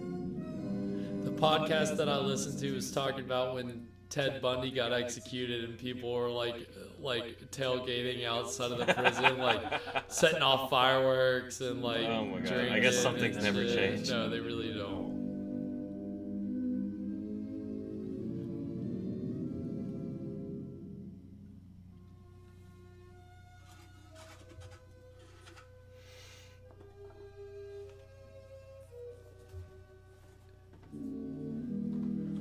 So this is, I guess, Esmeralda's real mother? I think so. Yeah. But does she? I don't think she knows Esmeralda is her daughter. There's all kinds of drama going on here tonight. It's like a soap opera. Jeez.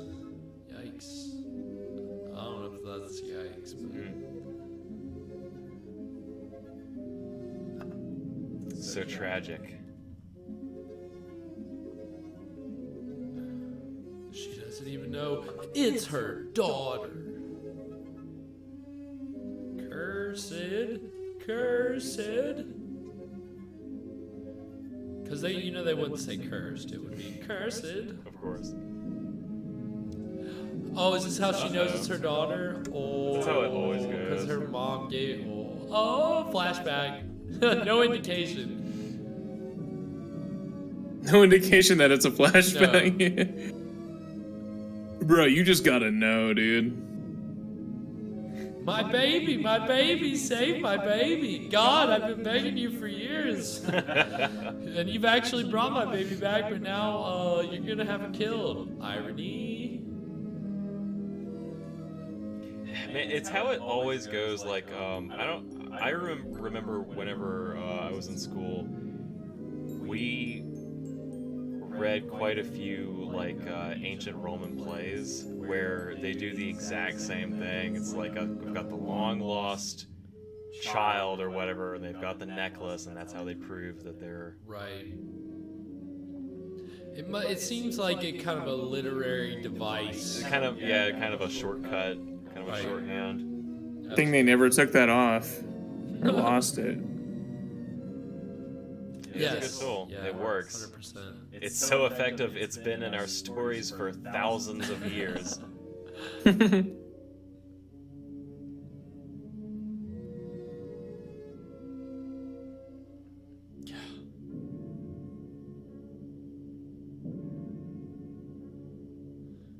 revelation. Coffee break. They're killing someone outside.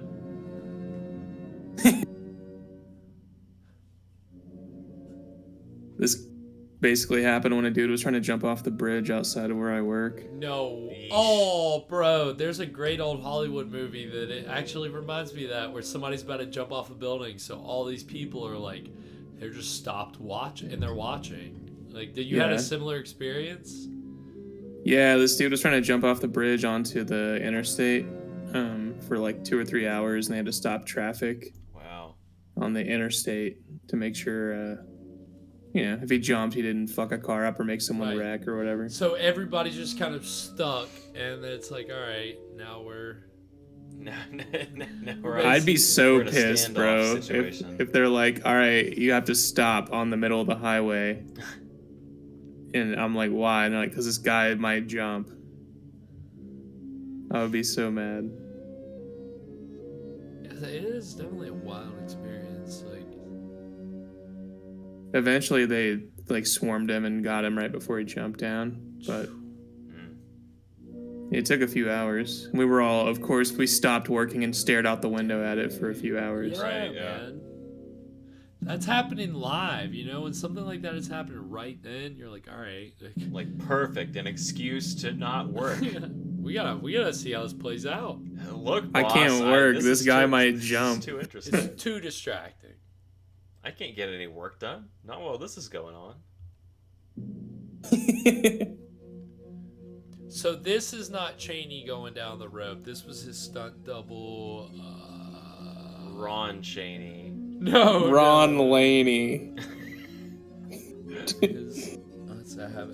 Joe Bonomo. That was his. That's a terrible name. Joe a fake Bonomo. That sounds fake. Yeah. Probably is not real. It's a stage name. It is probably a stage name. Joe Stuntman. Sanctuary. You can't touch me in here. He's right, guys. You can't bring those spears in here. Please, everyone put your spears down before you come in.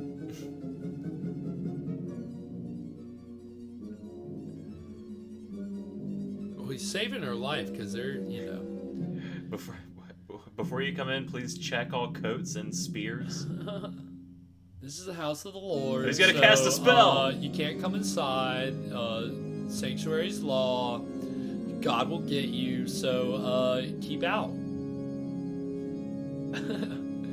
So, Scoot, go on.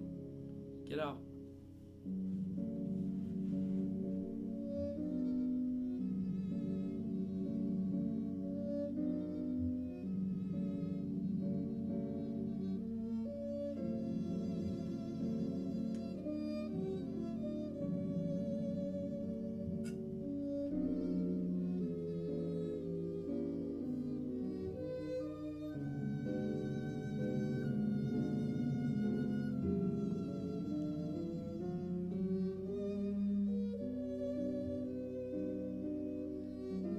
It's hard not to just get like stuck just watching Chaney just kind of emote.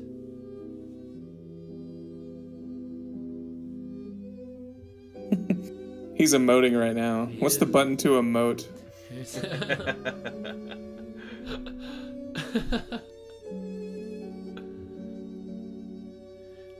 He's cranking up the volume, bro. Always. He's gonna do a Fortnite dance. Oh my god. He's really emoting. Wait, just wait. / dance.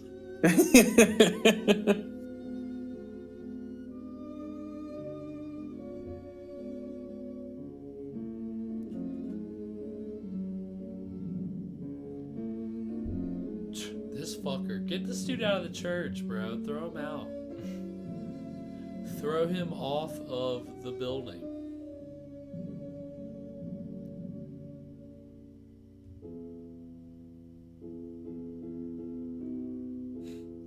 You need clothes. You're naked right now. I'm very uncomfortable. Thank God I'm wearing these very thick, heavy robes.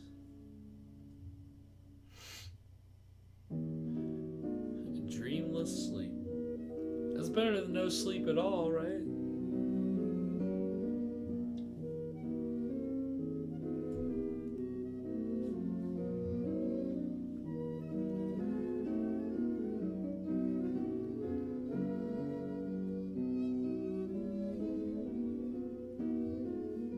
Dun, dun. Yeah, you're just like, uh-oh. Like, here's these clothes. Please put them on. You're making us all very uncomfortable. You're making Jesus sad. Making Jesus. Exactly.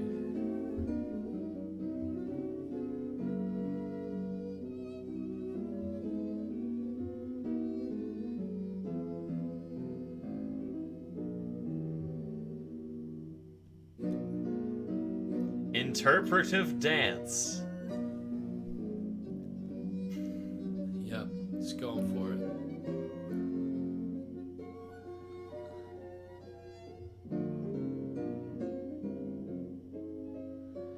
Is that really his breath? Like, is it really that cold? Why is it so cold on the Jesus. That's You just got done smoking a cigarette before they started shooting this. That's like intense. They didn't even get that close up, bro. Like, that's the shitty thing. It's like that you're not trying to get more close ups with Chaney. That is true. Like, yeah. I guess you would hope they have more than one camera for their super jewel. We'll spare no expense. Oh shit, we forgot to get more than one camera. I guess you're getting such a wide shot. You can't have somebody so close. They probably don't have the lenses. We blew the whole budget on extras, dude. What are we doing? Pretty much. Yeah, pretty much. Well, we had to build 15th century Paris. Yeah, that like that other one that we saw the trailer for in color. I think they actually shot in Paris for that. Well, that first trailer we saw, it looked like this same set. It was RKO, so unless RKO, they might have at least been able to use the same set, but I haven't researched in to see. I don't know if RKO had a backlot or not. I don't think they did. That's why Evan said they just shot the movie twice, because like the same set and the same plot. It's just different actors and in color. It's all the same.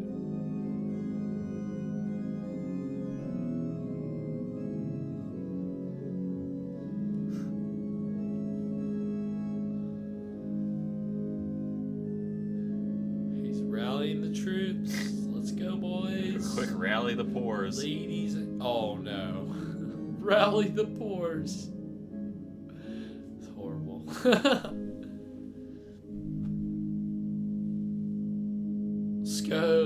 Go, troops. Oh shit. Yeah, that's you two-legged cattle.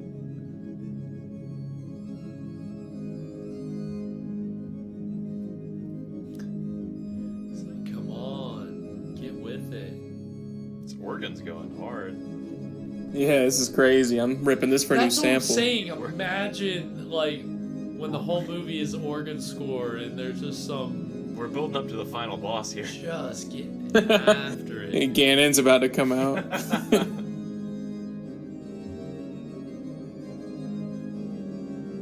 Follow me to Notre Dame.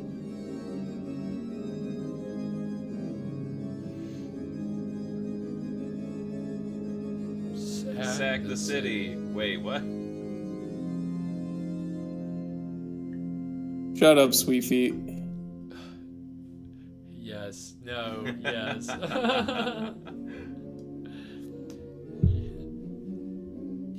What he said was...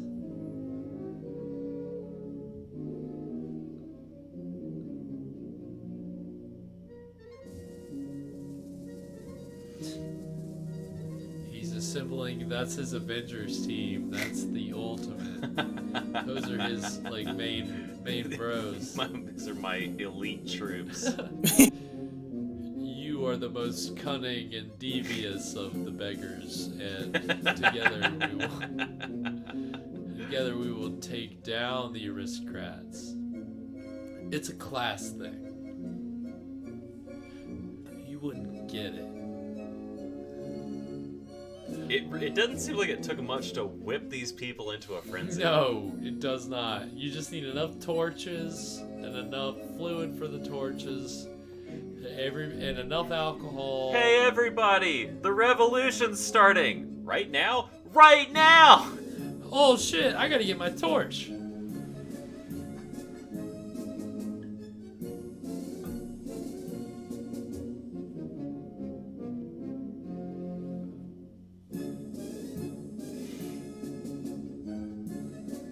Man-made rat holes beneath the ancient city. What the fuck? Yes, even the cave people. The man-made rat. Yeah, who knew that all these cave dwellers down here? Holy shit! And they've got torches down there. You think that would be eating up the oxygen? This but is a apparently Lovecraft not. story. Yeah, and the underground people came up. The call of Cthulhu was heard, and the underground people emerged from their lairs.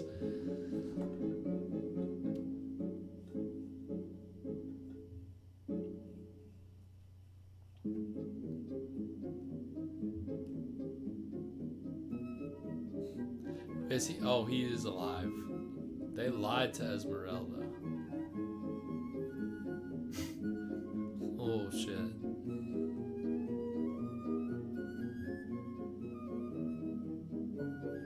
He's like, why didn't anybody tell me any of this was going on? It was gold earlier, and now we're blue.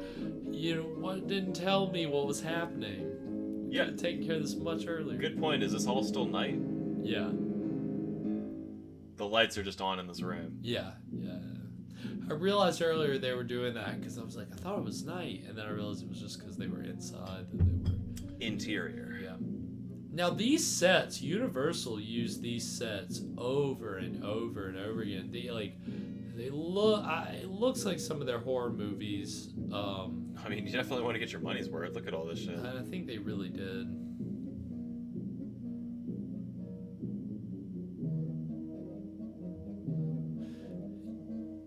I mean, part of what, I don't know if it was this exact set, but part of what would go on to be this set was used in Back to the Future.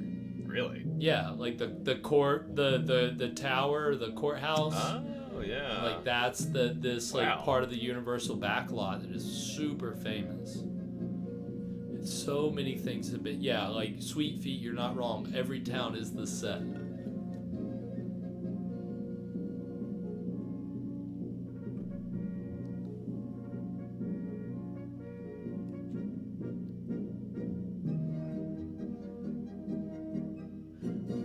Look at that. Ugh. Stop the steal. Stop the steal. Oh no. We want a fair count. We demand that you let us in. We want to audit this process. Jesus Christ.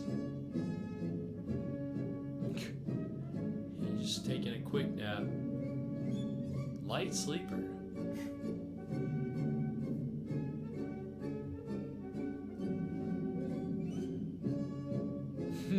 Death. Sheesh. We got the Grim Reaper here.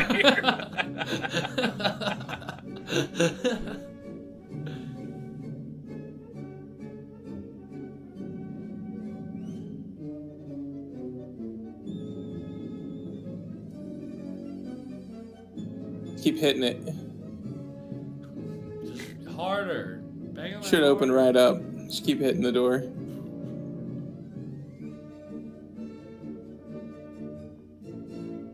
Yeah, this peasant revolutionary army is really getting beaten by this door. Really getting outsmarted here.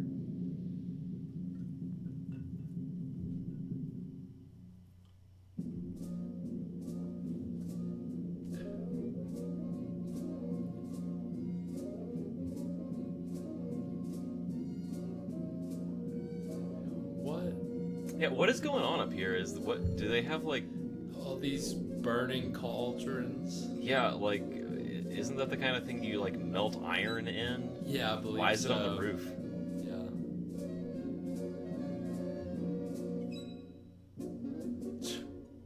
Is this the alcohol? Hey, it's a kegger. Salute.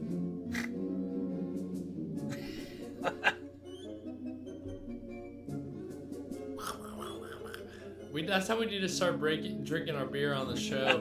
We just need to have With an our open hands. barrel, and we'll both just... We'll sledgehammer open a barrel and then just fight each other over it. Yeah. No, mine, no, mine, no, mine. You just have to make 55 gallons of every drink. Yes. Pretty much, yeah. It's a lot of egg whites. Oh my god. That's a cool shot. That is I a like cool that. shot. Calling in the freaking cavalry. Are you gonna lance these peasants down? Again, the scale is like, ugh. Could not imagine trying to do this. So many people, so many horses trying to coordinate. So he just killed somebody, Yeah, I think. well, absolutely he did. And then Quasimodo just starts killing people. He just started wrecking shit. They left this out of the Disney version, I think. He's like there, yeah. They might have, yeah. That he might kill 20 or 30 people, but no, more like 50 to 100 people. But it's not, you know, one of those bricks probably takes down not just one person. No, they're all bunched up. You could take down at least 5 people per stone.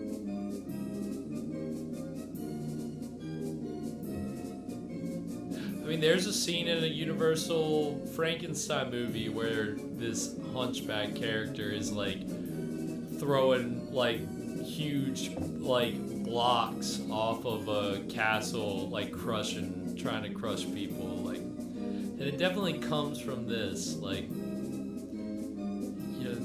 Quasimodo kind of goes to great lengths to defend himself here, and it's kind of I think where the horror comes in. If you play some scary music under this, it would sound much different than this heroic like march, like It's American music. yeah, that's what it sounds like for sure.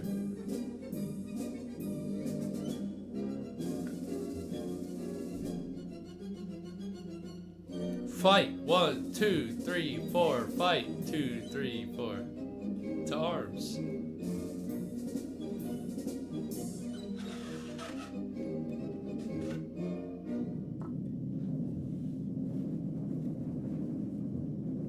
Ah! Yeet. Yeet. I love the symbol. Ah! Oh no! I love that they did a symbol crash of that.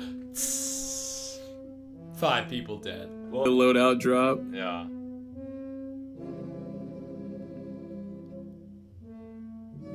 It's really taking this cavalry a long ass time to get there, isn't it? Dude, I don't understand. Like, I thought those He gave them a battering ram. extremely long lances were just for jousting. Like, they don't look practical at all. I just mean, for show. I'm sure it would hurt to get hit by one. Right, but if anyone got within like 6 feet of you, Oh shit. Right, yeah, you have to like run up on somebody with it. Oh my god. Yeah, they definitely didn't. The Disney version's definitely missing the part where he poured Quasimodo hot dumps molten lead on lead people. on a bunch of Parisians. Floors, lava fuckers! Oh god. That is brutal.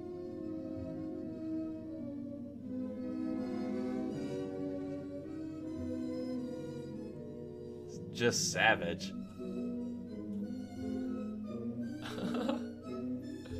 He's definitely like relishing the victory.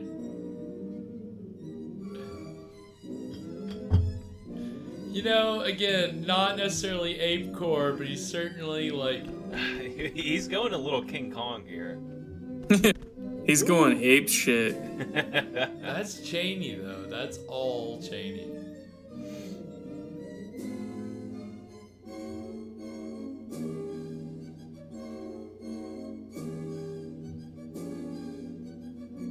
Shit. God damn it. This looks like it's going really It's gotta well. be fun being an extra, like running around with a sword or some kind of weapon fighting. Oh shit. I always feel bad for these horses. I know they're taught to do tricks and like fall down, but it always like it can't be good. Do you think those horses think that they're in a real war? I mean, they're trained to be ready to fight at all times. They're ready to bite the shit out of you. That's kind of fucked then, right? You're just constantly stressing out your horses. Any animal that has to perform, I feel like there's an amount of stress that has to come with it for that animal. They paid him in sugar cubes and apples.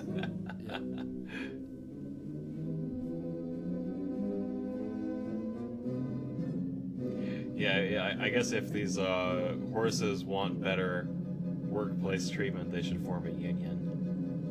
Yeah, if they wanted to, they could, and they haven't. So clearly, they're okay with it. They accept the treatment.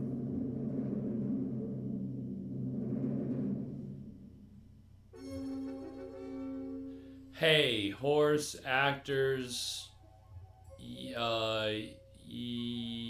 I can't think of a Y word. Hey. Yeah, hey. Horse actors. Union with a Y. Yeah. Union. They're horses, okay? They can't spell. They can't spell. They spell union with a Y. It's okay. That's right, Fresh. Yeah. Union. Unionize. Hey. No, unionize.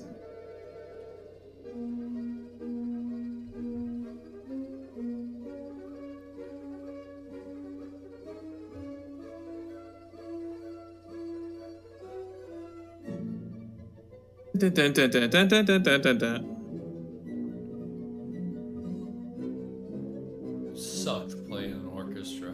Oh, it'd be so hard. Oh. Too much pressure.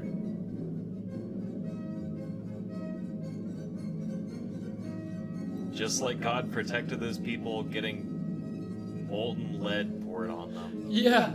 It's gotta Right be outside at least the like church. 100 dead people down there right now. Just right outside the Because church. Quasimodo's like, oh, yeah, did you see all those dead people? Yeah, there's like a ton of bodies around on the ground outside.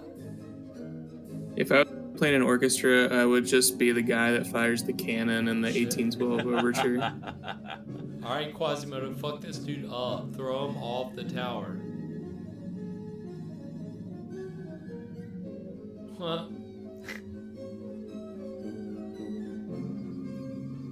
This music, it sounds very like super swashbuckling. Yeah, and it, you know, you put some scary music under this and it plays way different of it. Scary music would mesh well with the existing audio, though. Oh, wait. Yeah, I mean, again, Chaney's whole makeup and his facial expressions under the makeup is you know, it's notable for the time and it's notable now. It's, you know, It stands out.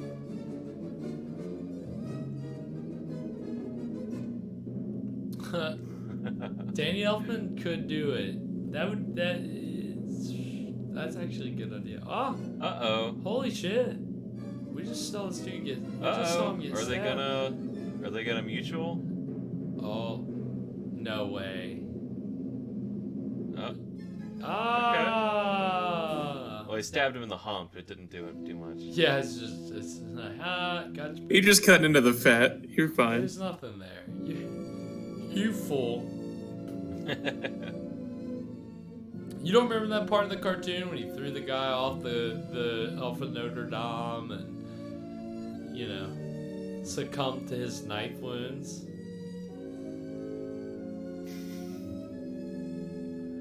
I'm dying. I'm dying here. Fucking dying, Doc.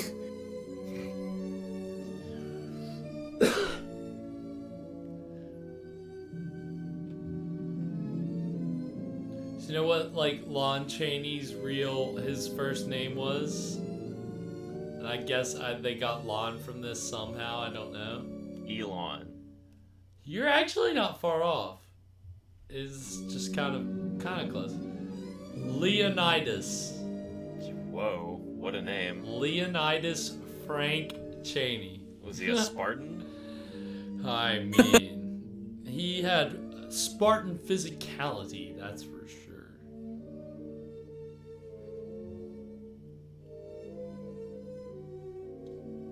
Mm-hmm.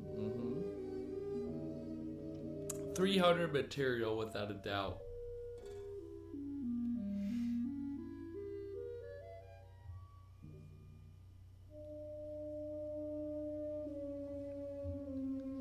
Uh-oh. Alright, they seem pretty alright with this shit happening at the church. But... Yeah, sweet.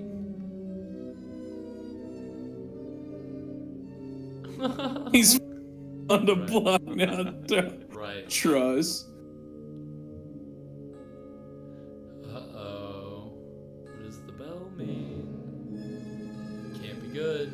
For whom does the bell Oh man, toll? he's dying. I'm dying. Yo, but I see that he's got a teardrop tattoo now.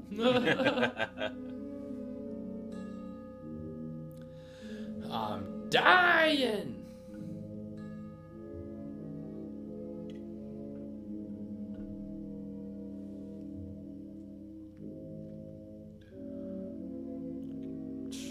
I'm a bell ringer. That's my job. I'm gonna die ringing the bell. I'm gonna die ringing the bell. I'm gonna die ringing this fucking bell. Every morning I'm here ringing the bell. Every Bell night or die. ringing the bell again. We get I'll this never stop. Oh, wait. Let me get this monologue real quick, and then I'm done.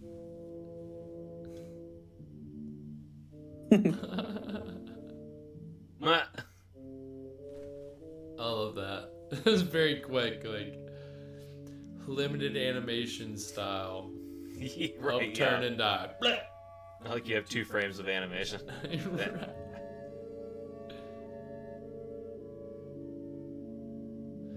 Does he die in the cartoon? That's a good question. I actually Steve. don't really don't know. remember how the... No one's ever seen the cartoon all the way through. Yeah.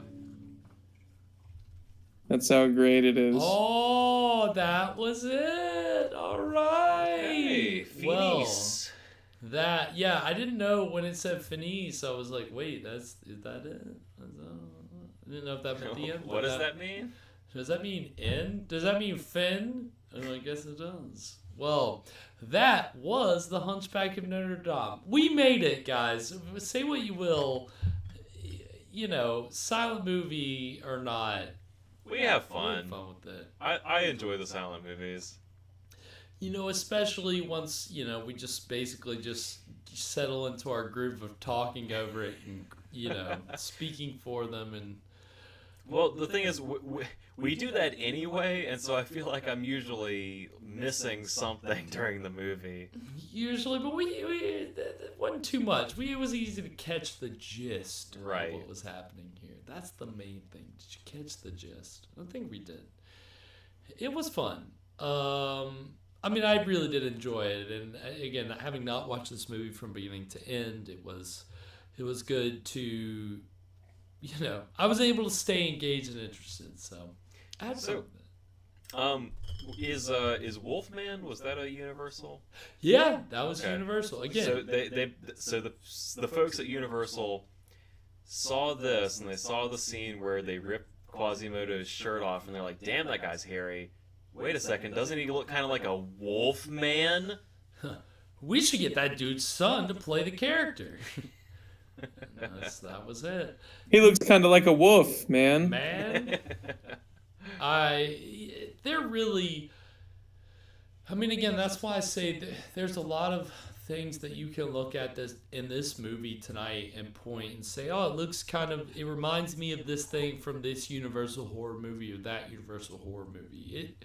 Especially in this end that we got to see this finale where people are storming the cathedral and Quasimodo is throwing people off buildings and fucking people up. I mean, the imagery is evocative of things that would come later out of Universal that, obviously, I think that people had all seen this movie. We're very aware of this movie, so I don't think that the influence is coincidence. I think that they certainly were taking some cues from this movie, and I don't know. That's why, even though it's not necessarily horror, it was important that we watched it tonight. So it's some groundwork. It did. It really did. So, and again, a lot of the people that helped make this movie went on to do Universal horror movies. One of the guys that wrote either the story or the screenplay for this, he went on to write multiple Universal horror movies. House of Dracula, House of Frankenstein. What else did he do? What other houses did he do? Well, he did a non-Universal movie called The Vampire Bat, but The Vampire Bat was filmed on Universal sets, and it was weird. Tonight when we were watching this, some of these shots that I saw, I was thinking that the sets looked like they were from this movie, The Vampire Bat. And so it's just weird. As far as the influence of this, I think Universal was probably still reusing sets from Hunchback well into the 30s and the 40s. So I think that, it's just cool to see that. I mean, that's one thing on this stream, we noticed the little things. Last week, I was telling you guys there was a chair in a movie trailer that we were watching. I was like, that was Boris Karloff's chair in this other movie. Wait a second, I know that chair. And we've done that a couple other times where I know Cylon's hopped in too, and he's noticed a prop or something where isn't this from this other movie? And so it's, even tonight, it's like, isn't this set also this set? From this movie? They used it forever and ever. So it is fun to be able to peek behind the curtain and look at a production company and just their track record and see when they reuse things. And that's really what this show is all about, is pulling back the curtain, look at the behind the scenes stuff. And Universal, anything that's connected with Universal is going to be a window into the horror movies that we can't show on this program right now, but that we love. So, or that I love. You guys, when you watch them, you'll love them too. I urge you to check them out. And, again, Chaney, Lon Chaney, last week we saw a Chaney Jr. movie. This week we saw a Lon Chaney movie. It's important to realize their importance, but especially with Lon Chaney Sr., that he set a mold as far as what it takes, even when you're playing a, grotesque character, that you can create emotions and create sympathy. And that carried over with Karloff and Lugosi and other horror actors. All of the other monsters through the ages. All of them. It really did. And it's, when you talk about the monsters, you're talking about, somebody, Lon Chaney, that just defined the whole generation that came after him, right? What a trendsetter. What a trendsetter. And that's just horror movie stars. Throughout history, you look at the different iterations. They kind of redefine what it is, what that role is. And one of the other people that did that we also haven't seen yet, we'll be watching for the first time Feeling next a segue coming week. on. Yes, segue is Vincent Price. Ooh. You know, we have not watched a Vincent Price movie yet on the stream, and he is certainly a defining figure in horror movies, just in pop culture in general. I love Vincent Price. He is one of my favorites. Gotta love Vincent Price. Even if you think you don't know Vincent Price, you've certainly heard him before. Maybe a little song that some people might know out there, Thriller, Michael Jackson. Maybe you'll remember the part that classic collab toward the end where there's a dude that's just talking. Some of you may tune out for that part, but he's doing like a little rap. It was called the Thriller Rap.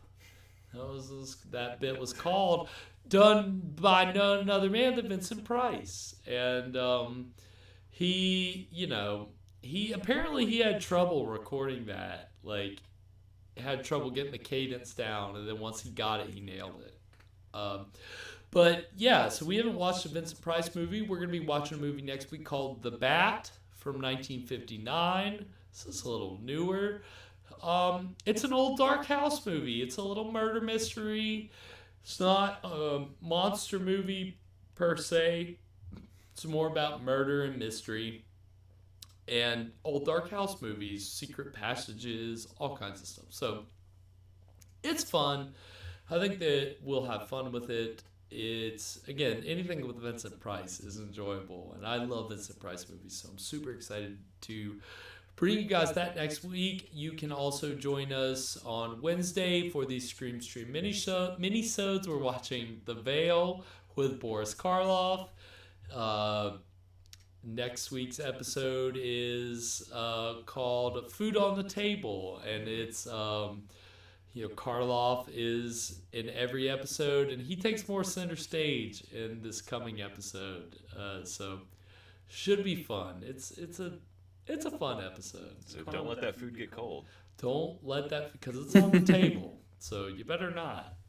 So join us for that. Let's see. Also, so just a little teaser. This coming Tuesday, I didn't even know this until I looked it up. This coming Tuesday is Frankenstein Day. Got a holiday. August 30th. I didn't even know. And now that I know that it is a holiday, I'm going to be celebrating it vigorously. So we're going to do a celebration of Frankenstein Day this Tuesday at 9 p.m. Think of it as a symposium, if you will. Like, basically, we're going to discuss, like, why Frankenstein is so big. Why is the monster, why is it such a big pop culture icon from the novel to now? Like, how did it get there? I'm going to do a very broad overview. Well, I hope that you guys will all join me for that. It's going to be a lot of fun. I'm very excited. Again, we're talking about adaptation. Yes, I'm going to be, over here, jizzing my pants the whole time, just having a blast. Celebrating it vigorously. Very vigorously. And I hope that you all will join me for that. We can all gather around in a circle. We'll all gather around in a circle. We'll all enjoy it vigorously together.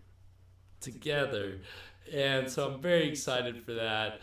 And what that basically, we're going to be watching things. It's not just going to be me talking for an hour and a half. Oh, thank goodness. Thank goodness for that. We're going to have a 10-minute silent short, the first film adaptation of Frankenstein, which was from Thomas Edison in 1910. And then we're going to watch... Thomas Edison or a different one? That Thomas Edison. He produced it. He didn't direct it, but... we're going to watch that, and then the trailers for the Universal Frankenstein movies, and then the trailers for the Hammer Frankenstein movies. So, and through all that, I will be able to go over the entire history of Frankenstein, the novel, and the monster, and the state, and the movies. Everything you ever wanted to know about Frankenstein. I'm gonna give a little symposium, which. But we're too afraid to ask. Yes, so it's gonna be a lot of fun. So join us on Tuesday at 9 for that. I'll post some more information. But again, we'll be here next Wednesday at 9, next Friday at 9 for the Bat. So please join us.